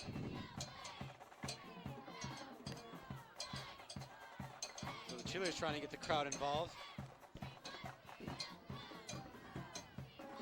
So North is going to have the ball. It's 3rd and about 6. Ball on the 46-yard line. And Ted, you might almost be in 2-down territory here. So maybe see a run here on 3rd down. Yeah, I wouldn't be surprised if they try to come out here with the option and try to get we saw earlier on short yardage down by the goal line. They really gave Smith the opportunity to make a big play, and I wouldn't be surprised if you let your quarterback here get out there and make a decision, try to get your team the first down. Man in motion is McComb. Smith straight drop back. He's going to throw it out to Kenny Yu, wide open. And that was a high, but Kenny Yu should have still held on that football. Yeah, it was tough. It was a high throw, but you got to make that catch, especially as open as Dewey was. See here, 5-step drop, and it was a bit high. Yeah, that's was one of a those. high throw, but you got to make those That's catches. one of those though too. Is that Smith, as open as he was, you might want to take a little bit off that throw and kind of drop it in there to him, especially as close as he was to the first down marker. The punt from Lambert. He's taking his time. He gets a good one off though. And I guess the best things come to those who wait.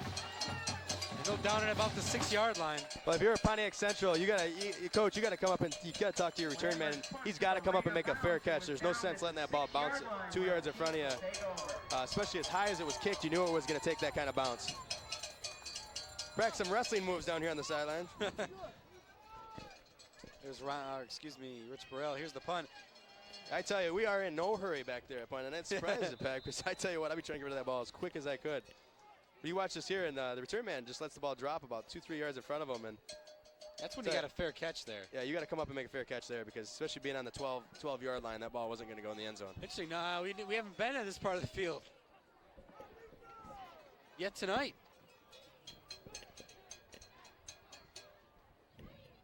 And there's a give to Thomas, the first back through. He'll get only maybe 3 yards. Kahn makes the stop. Gain of 3 on the play. Well, Todd Rankin, the quarterback, it's interesting to see him come in here, and he Todd Rankin is listed as just quarterback. I don't think he plays defensively, but you see here it's just a give up the middle, and you see this Rankin, he left-handed quarterback, seems to have a decent arm, but it's kind of a surprise to see him come in here late in the game. I don't know if Branner's hurt or what, because like I said, I thought he was playing fairly well. Now approaching 11 minutes left in the game. It's going to be another give up the middle, nothing doing much. George carries. We'll say 3rd and about 4, though. I tell you, with the putter you have at Pontiac Central, they aren't real comfortable with their kicking game whatsoever, and you don't want to be in this position if you're a Pontiac Central coach.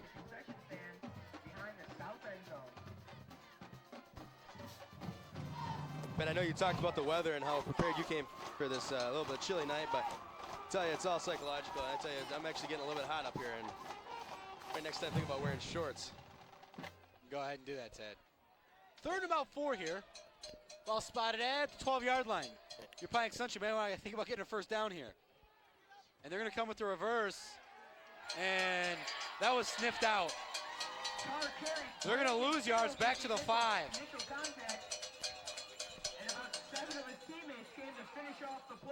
So that was a great play there. Talk about staying home as a defender, and you watch this on the replay. Number 21, Cito. Sorry, 21, yeah, he definitely was waiting for this play. Finish. John Mall there. Brandon Cito will go back to return it. Well, it's a great opportunity here for North as they're going to have great field possession after this punt. Take a look at the punt out of his own end zone.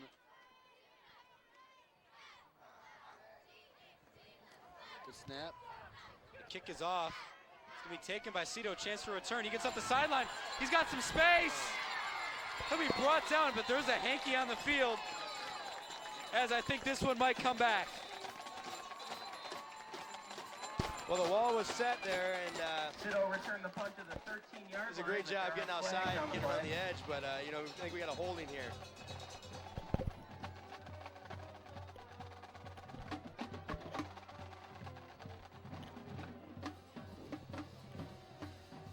Yeah, good return. Yep, right there.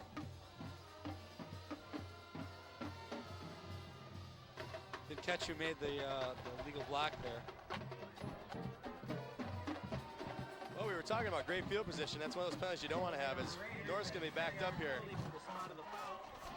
So 9:28 left in the ball game. Raiders really need a big play here. The one thing we haven't really seen Smith have a lot of time to set up in the pocket, but North really did a good job, throwing the ball across the middle and utilizing their tight ends last week, and see if they can try to do that here in the late going. Looks like they're almost in a 5-3 as Pontiac Central. Give to Thornton. He's going to try the left side. Nothing doing. He's going to lose a yard. Number 5, Thornton is brought down by number 5, Sanford Brown. There hasn't been a lot up inside at all tonight. And you can see here on the instant replay, Thornton's a real strong back, but these Pontiac Central kids do a great job getting off blocks. And the thing is with them is, there's 1, 2 guys on, and then there's 3, 4, 5, 6 guys coming in to clean up the play. So we're approaching 9 minutes left in the fourth quarter. 7-6 North Farmington still. Raiders on the left hash, I formation behind Smith. Smith is going to fake, roll to his right, looking downfield. He's going to keep it and run. And he's going to get near the throw, we'll say just short of the 35-yard line of the 36. 3 yards short of a first down. It's really been tough for Smith. You see here on this play is no one's open downfield either, Tad. Yeah, he really he's looking, and there's not a lot of time to look against this defense as they do a great job getting to him. He does a good job making a couple guys miss there, and does a great job cutting back across the grain and getting some extra yards.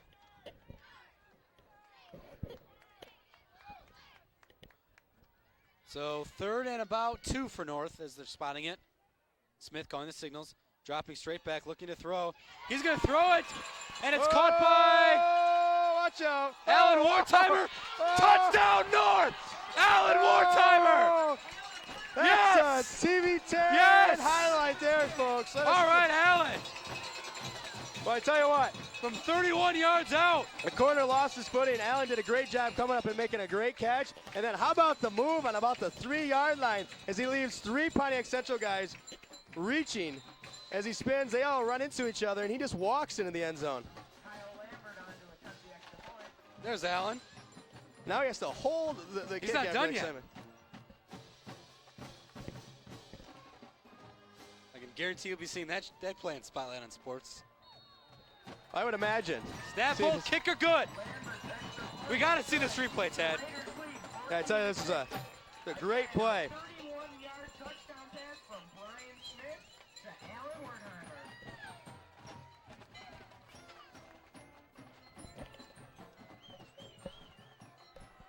That was a big There we play. go. It couldn't have came at a better time.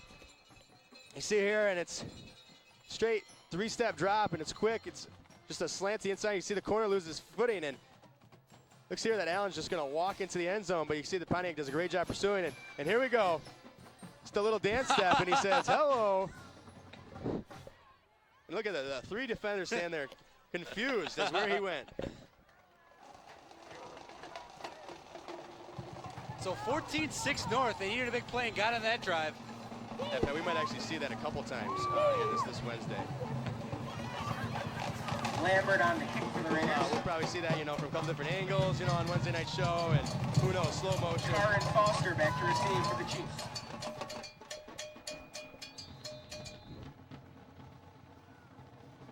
Well, it's always dangerous, this Pontiac Central on special teams, especially on kickoff. He's kicking it. It's going to go off the pike, out of bounds. Well, that hurts. When bad things get even worse. Tell you, heading a ball is only good in one sport, Pat, and that's soccer. Here's that just beautiful touchdown pass to Alan Wertheimer. We'll show it again. I'd like to see a little high step at the end, Tad. We'll have to talk to Alan about that. Yeah, I tell you, I know we talked about it. I was interested. I was waiting for the Sharpie out of the sock, Pat, and sign the football. No, that would have made you happy. No, that wouldn't be good. That's just a great throw, too. I mean, right on the numbers. Right here. Look at, Yep. and it's almost, he's like, oh, wait, there we go. He wasn't real sure there. It was interesting the angle he took to the end zone, and then he just kind of put on the brakes and just let everybody dive. Yeah. We got more TV10 interns, Oh, it's Sean Spaniel. and he's excited as his fellow intern scores there. So 1st and 10 for Pontiac Central.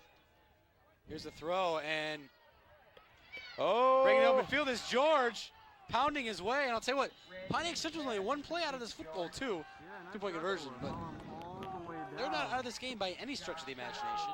No, and I tell you, that was a good play call. And that was almost, I think, a backward pass, too. You watch this. It was only about a 5-yard pass. I think he almost threw it back. I think he threw it backwards even. See right here. It's tough for a left-hand quarterback to make this throw. He's got to kind of turn around and blindly throws it. So 7:40 and counting left in the 4th quarter of play. Pontiac Central's now at the 27-yard line. It's always tough when you're pinned back deep like that. Give it to left is to Jones. And he had a hole if he cuts right, but as you said, they're just putting their heads down and pounding forward. Yeah, I tell you, there's not a lot of vision being shown out of these Pontiac Central running backs. But if you're an offensive lineman or a fullback for Pontiac Central, the next morning your back hurts and you wonder why. You have You have bruises that look like face mask marks. That's because your running back's been running to the back of you all night. It's got to be tough. Now it's 7 minutes left. 2nd and 9, only picked up 1 on that play to Jones. Only signals is Rankin. It's going to be a sweep to the outside to Thomas, number 2. And being tackled by his own man. we'll credit number 75, Michael Thomas. I wonder if that's his brother. Well, Michael and Michael Thomas. He was trying to make a block there. Next thing you knew, he was holding on to his running back, and wow, I thought he was thinking about picking him up and carrying him here. You can see here he's standing there, and now the next thing you know, oh, hello. He won't let go. Wow. Well, what do you do there? What do you do? So it's 3rd and 8. I mean, is that against? Can you pick up your own player and run with him? Was what he was thinking? And obviously no, but sure it was thought about. Rankin dropping back, throws over the middle to number 82. Oh, that's gonna be a big play. As his forward progress should take him up to the first down. Chris Lee was at the first down stick, and I think they'll give it to him. Takes a big hit. Probably knocked the wind out of him there as he really took one in the midsection. Watch, it's not a great throw, but it gets the job done as he just kind of drops in over top of the defense. You know, I wonder in film when Pontiac Central watches film of this game, talking about that last play. If you're the coach, what do you say to number 75, Michael Thomas? Well, I tell you, I don't know. Michael was looking for a block, and next thing you knew, his running back was standing right there, and maybe it is his brother. And well, it's Michael Thomas and Michael, but both juniors. So unless they had twins, one who is 170 and one who's 280, and it gave him the same name. Fumble! George gets it back. I tell you what's tough there because he tried to stiff arm the would-be tackler and took his hand off the ball and watch this. He never really has the ball put away, and it's kind of being carried low on his hip, and always want to have the 5 points of contact on the football, and you can see there was a lot of space, and that kind of stuff will happen. All the touchdowns are scored in that far end zone there. Oh, excuse me, Alan Warthime's touchdowns in the north goal. That was all 2 minutes ago. I can understand why that would have slipped your mind there, Pat.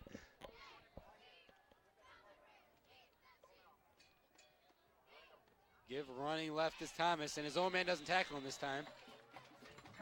Well, it's going to be, I think, with all 3 timeouts left, by extension, if they don't get the first down here, might look to punt the ball. Defensively, they've been tough all night. See, 4:30 left in the football game. Well, 4th quarter, you know. Like I said, Central's only a touchdown on a 2-point conversion out of this one. This one play.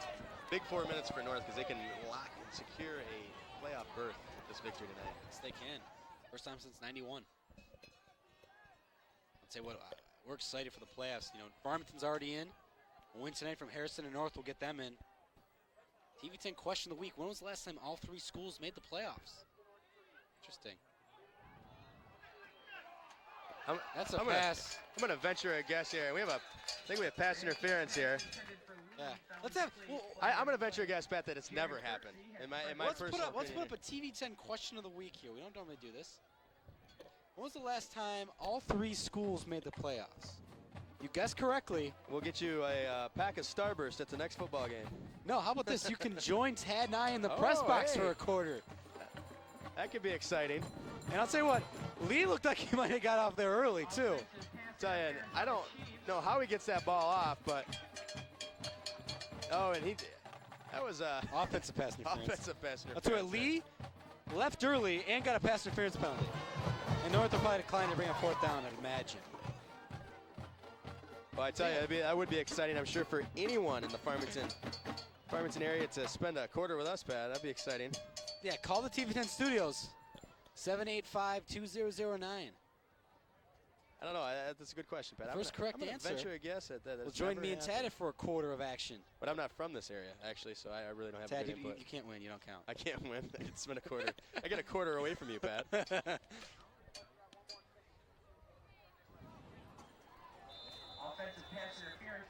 That'd be a treat for any spectator. Oh, yes. We'll probably get no calls. No calls. So, 3rd and a country mile here. It's actually, I think it's fourth. It says third. And they might lose yards on the punt. I'll tell you what, with the pressure, the punter almost turned sideways and punted the ball. Yeah, he definitely didn't want any part of that. On the Pontiac Central 19-yard line.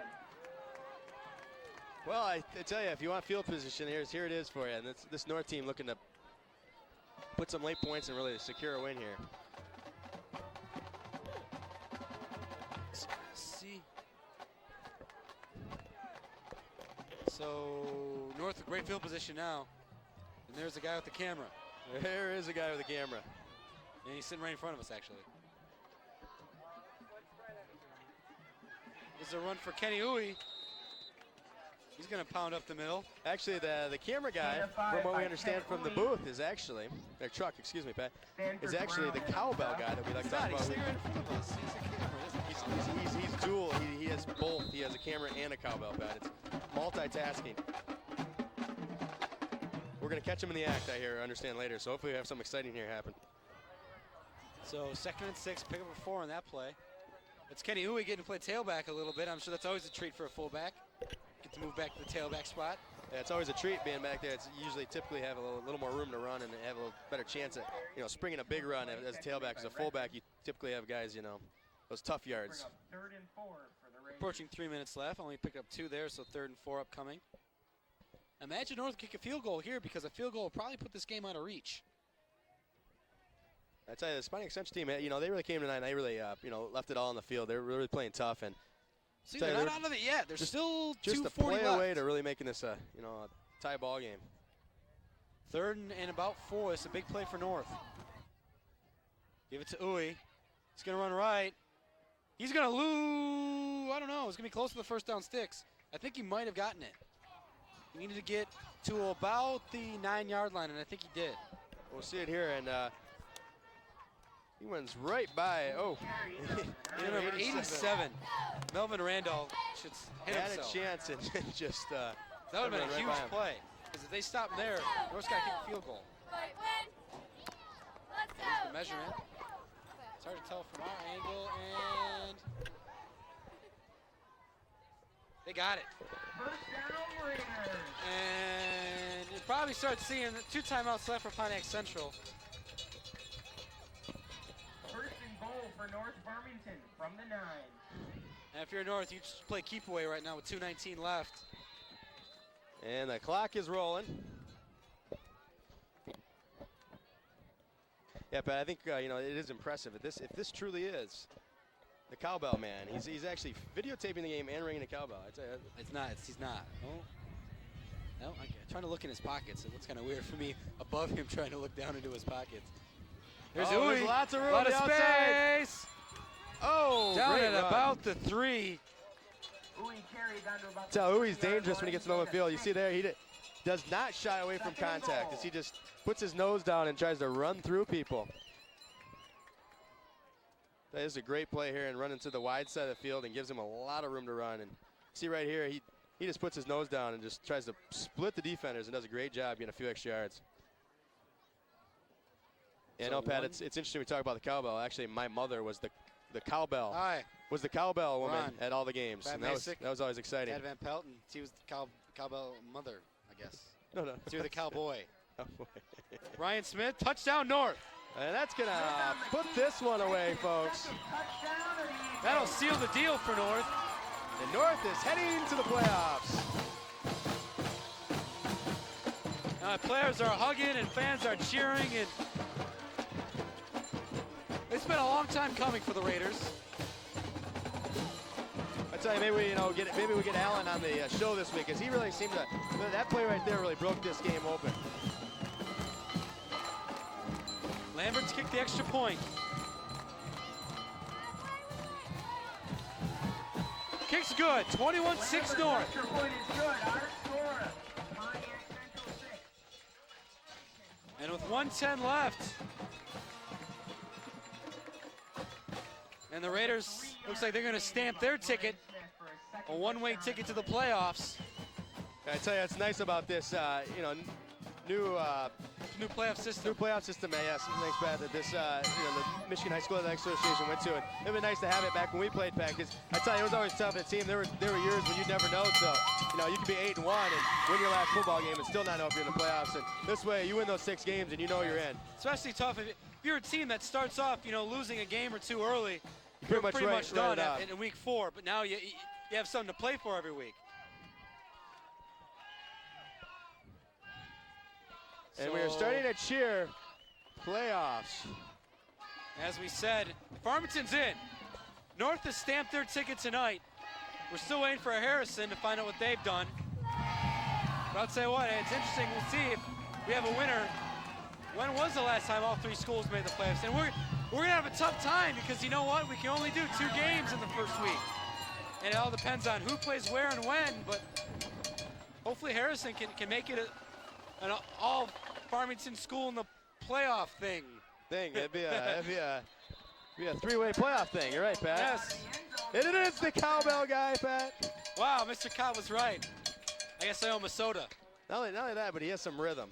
It's one thing to bring the cowbell, but it's another thing to actually have the rhythm. And he does. He's the guy that gets the crowd going here. And he actually videotapes the game, too, which is impressive. I'll tell you what, if you're North now, this win will make you 5-2. You almost got to really be disappointed they had to forfeit that game now because that might cost them some home games in the playoffs. Yeah, it is tough, and that's one thing, that it was really too bad it happened, and it was one of those things that, as a player, as a coach, you think, should we really forfeit a game, especially considering the circumstances. They blew out the team, and and it is tough to give up that home field advantage, Pat. Going to the playoffs, always nice to have your home crowd here and stuff, but this team's just going to have to realize that nothing you can do about it now, and move on and see what they can do. Nice throw and catch there. Hauled in by number 1, Anthony Carr, who scored the only touchdown. I'll tell you what, for North Farmington, you got to take away from this ball game is you really didn't play well for most of this game. But you had enough, and obviously, a late touchdown here with less than 2 minutes left. But that big play by Alan Wertheimer, like I said, it was a really big difference maker. That was, and that's the one thing is that, they kept going here. And this is what you got to understand, this Pontiac Central team came out, and they had nothing to lose tonight. And this North team, I think, could have felt the pressure a little bit of, knowing they had to win this game to make the playoffs and even looking, to next week's game. I'll tell you what, it's a little disappointing. Well, the only disappointing thing about next week is that there's no playoff spot on the line. But I don't think that's going to take anything away from the game next week, Tad.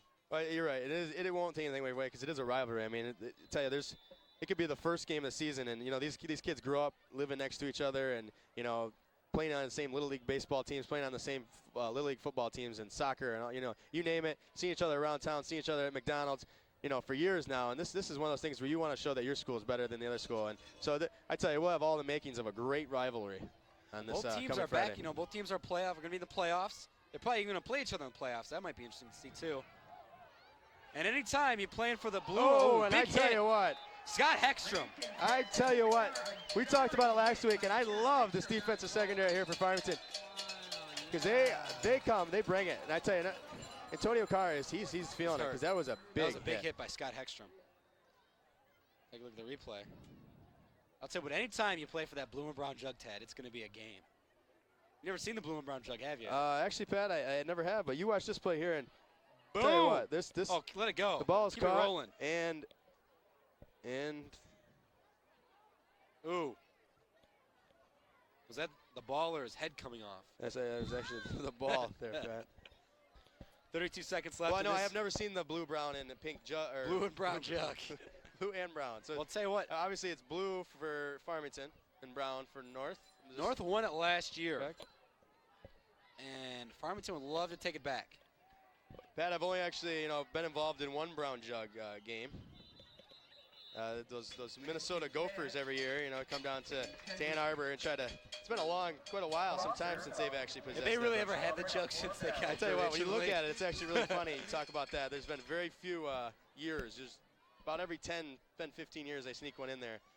And actually, years that we haven't played them, we actually let them have it, for this off season, so they can actually very interesting story behind that jug, and it goes back to 1904 and one of the first seasons ever.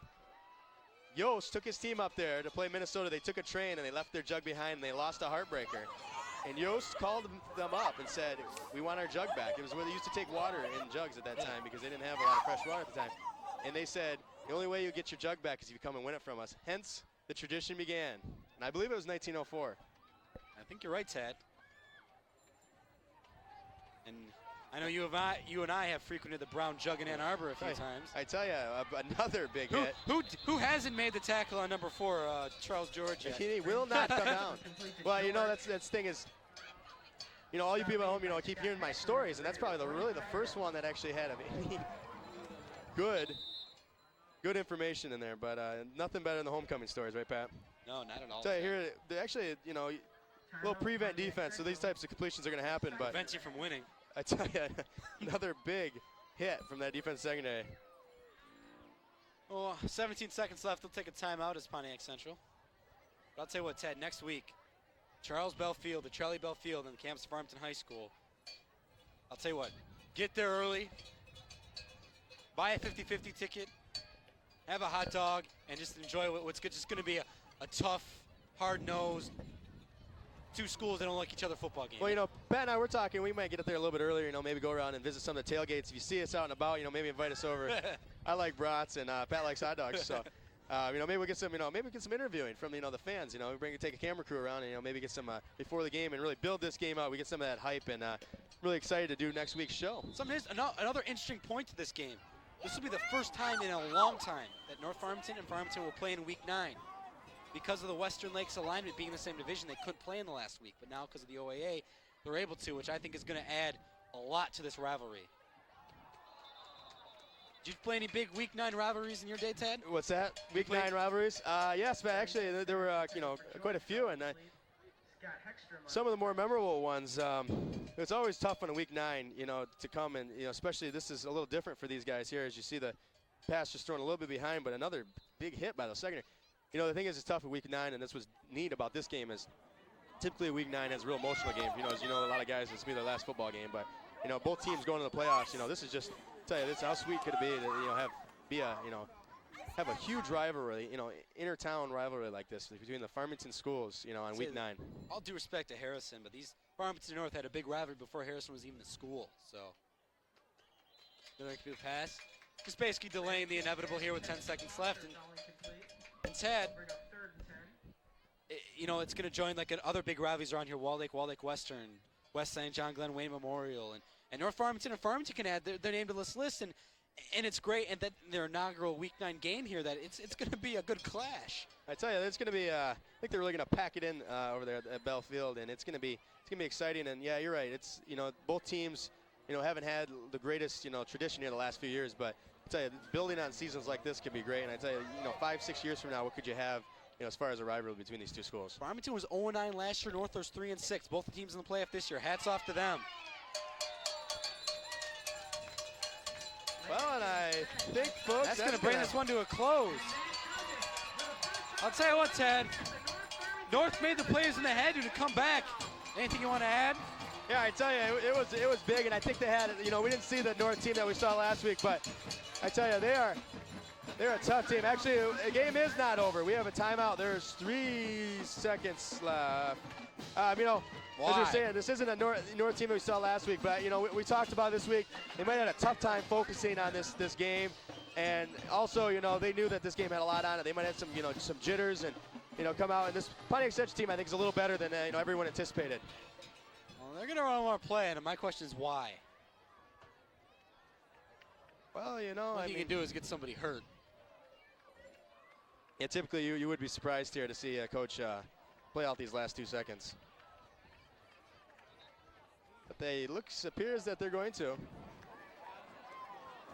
Call the timeout, so we'll have to wait 2 more seconds. And like I said, really, the only thing this really does is possibly get somebody hurt. I never liked this situation here.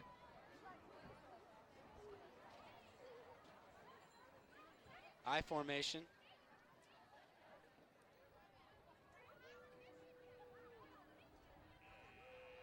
And we hear the sound of the buzzer. Ball's thrown deep. Oh. Complete, and that's the game. And now the band can play. Yep, and you know, Pat, I say it every week. That's all there is, and there isn't anymore. And I'm looking forward to next week, Pat. I'll tell you, it's going to be a classic next week. You know, all the makings for a great game, but right now, hats off to North. You know, a team 3-6 last year, a lot of talent in this team, and they came together tonight when they needed to.